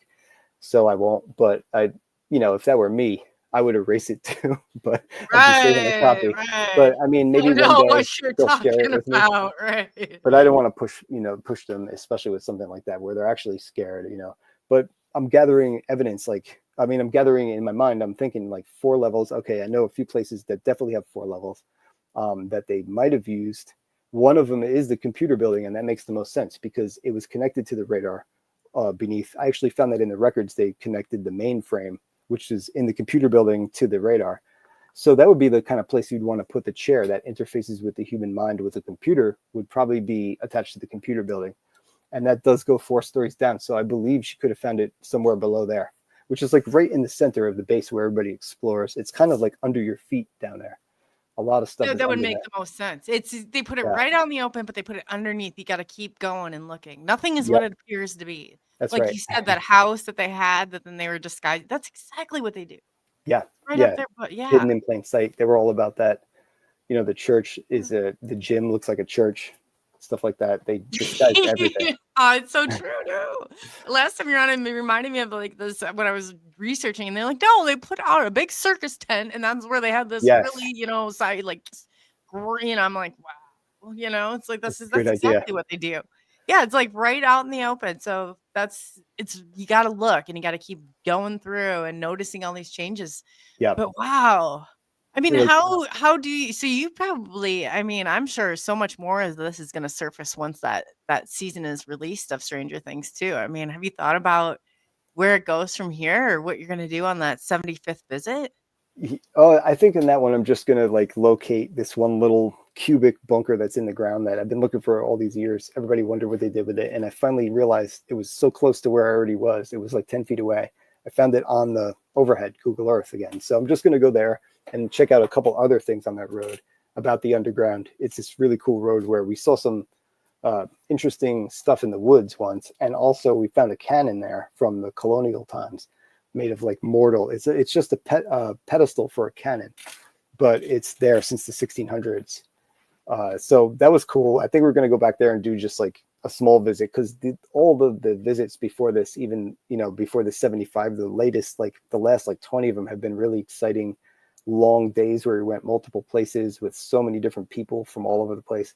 And so I think this last one will just be like, a kind of chill one, I think. But I'm going to keep that's pretty big though, because you're coming out with this map for the people. And two, I say we're rounding up an hour too. So I appreciate it, Brian. And Brian's going to be back tomorrow. We're going to do part 2.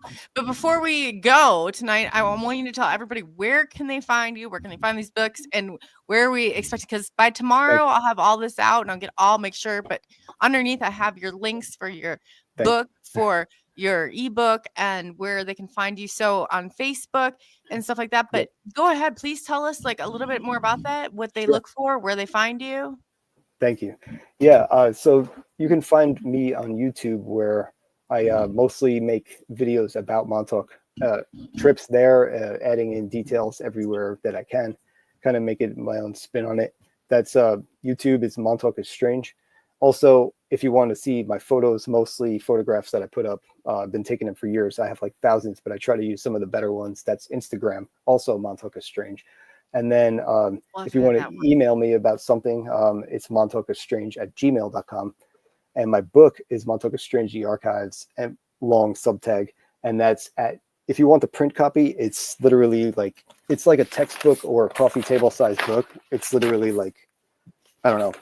I'll take it out of the book wrapper here, but it's heavy. So this is only, if you want the print copy with like tons of blueprints, pictures, it's on bookbaby.com and they'll print you your own copy and mail it to you one at a time. If you, just get one, of course, they'll mail you your own, they'll print it on demand. And then I also have the ebook, of course, on Amazon, which is Montauk is Strange. And it's pretty easy to find so far. I think that's it. I mean, I might have some other. The e-one was 01, wasn't it? Montauk is Strange 01. They wanted the e-copy of it. 01, I think, is the URL that has an 01 after it. Yeah, I just remember seeing that. So I'll get your email address. So montaukusstrange@gmail.com. And you have an Instagram at Montauk is Strange, right? Yeah, at Montauk is Strange. And then YouTube is Montauk is Strange. The book is Montauk is Strange. And the ebook, everything is the same for now. And I do have a Facebook book page. And also you could, find me on Facebook under my name as well. Yeah, absolutely. So we want to thank you again, Brian. We're going to go ahead and we're going to roll with part number 2 tomorrow. This will be exciting. Yeah, I have some stuff for you tomorrow on Rome. Oh boy. Yeah. Great. Yeah. I'm waiting. Okay, cool. Well, thanks again. We'll see you tomorrow. We'll go ahead. But yeah, Brian is absolutely wonderful. He has blown me away with all the research and everything. Rodney, are you near him? I'm in central New York, right in the middle of New York State. It's about 3 hours. He's closer to Pine Bush than I am. And I can't wait. You said he's going to talk about Rome, New York tomorrow. He's got me hooked up. I can't wait. Oh, yeah. That's dangling the carrot, isn't it? It really is. Yeah. Oh, wow. This is absolutely great. And then, too, like just the point of all these frequencies and how we're all, affected and how they just the web literally the web over. It's just like one thing tumbles, another tumbles, but poof, he's got a handle on this. But yeah, it'll be so exciting. We'll go ahead and go push forward with part 2 tomorrow. And yeah, poof, That's great. Yeah, this is great. Well, everybody, thank you for watching and thank you for taking the journey into the unknown with SNX Radio. And we will be back and see you tomorrow night.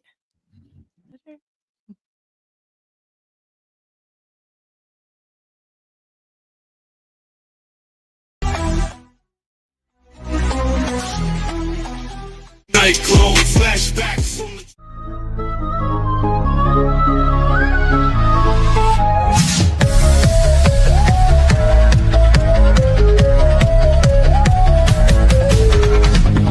In the still of the night when shadows creep, whispers of secrets in silent sleep. Coley's voice cuts through the dark, guiding us where the mystery spark. A journey awaits far from our home, through realms unseen where wild thoughts roam. With experts aligned, their truth to share, unfolding the fabric of cosmic despair. Take the leap, step into the night. With SNX Radio we will ignite a symphony of strange where the bass drops low, journeying deep where the unknown flows.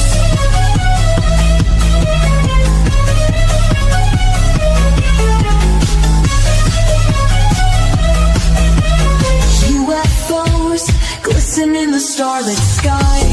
ET whispers, look up, don't be shy. Paranormal tales woven into fate, as Coley invites us to contemplate.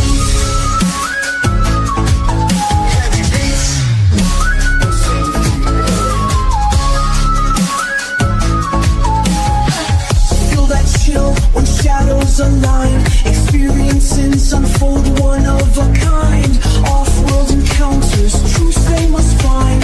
Open your heart, release your mind. Take the leap, step into the night. With SNX Radio we will ignite a symphony of strange where the bass drops low, journeying deep where the unknown flows.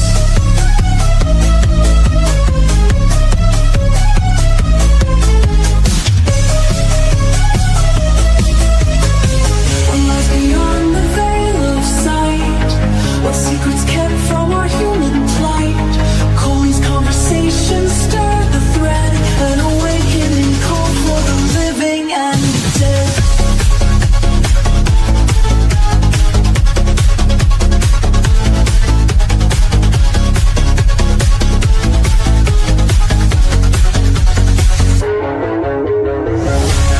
Take the leap, step into the night. With SNX Radio we will ignite a symphony of strange where the bass drops low, journeying deep where the unknown flows. As the echoes fade and the night draws near, the truths we seek become crystal clear. With SNX Radio, keep your mind open wide, for in this journey we all confide.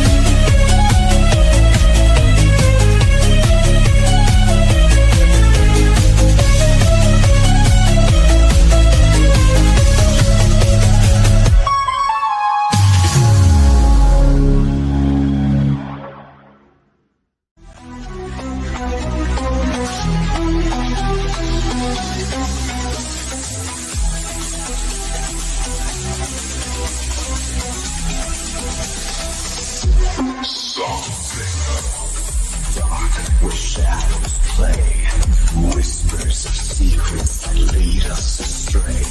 Lights in the sky, they flicker and fade. Questions arise and truths are betrayed. Echoes of voices from ages long past, glimmers of knowledge ready to last. Chasing the night where the wild things roam. Are we alone or are we headed home? Mysteries dancing through the dark. UFOs shining, igniting the spark. Aliens calling from faraway lands. Cryptids and Sasquatch, just take a chance. Illuminate the skies and break down the walls. Secrets unwrapped through ancient calls. Together we rise, we won't be alone. Exploring the unknown, it's time to be shown. In every heartbeat there's story untold. In the stillness, the mysteries unfold. Off-world entities drifting through time. Paranormal whispers so hauntingly sublime. In the silence of night, there's magic to find.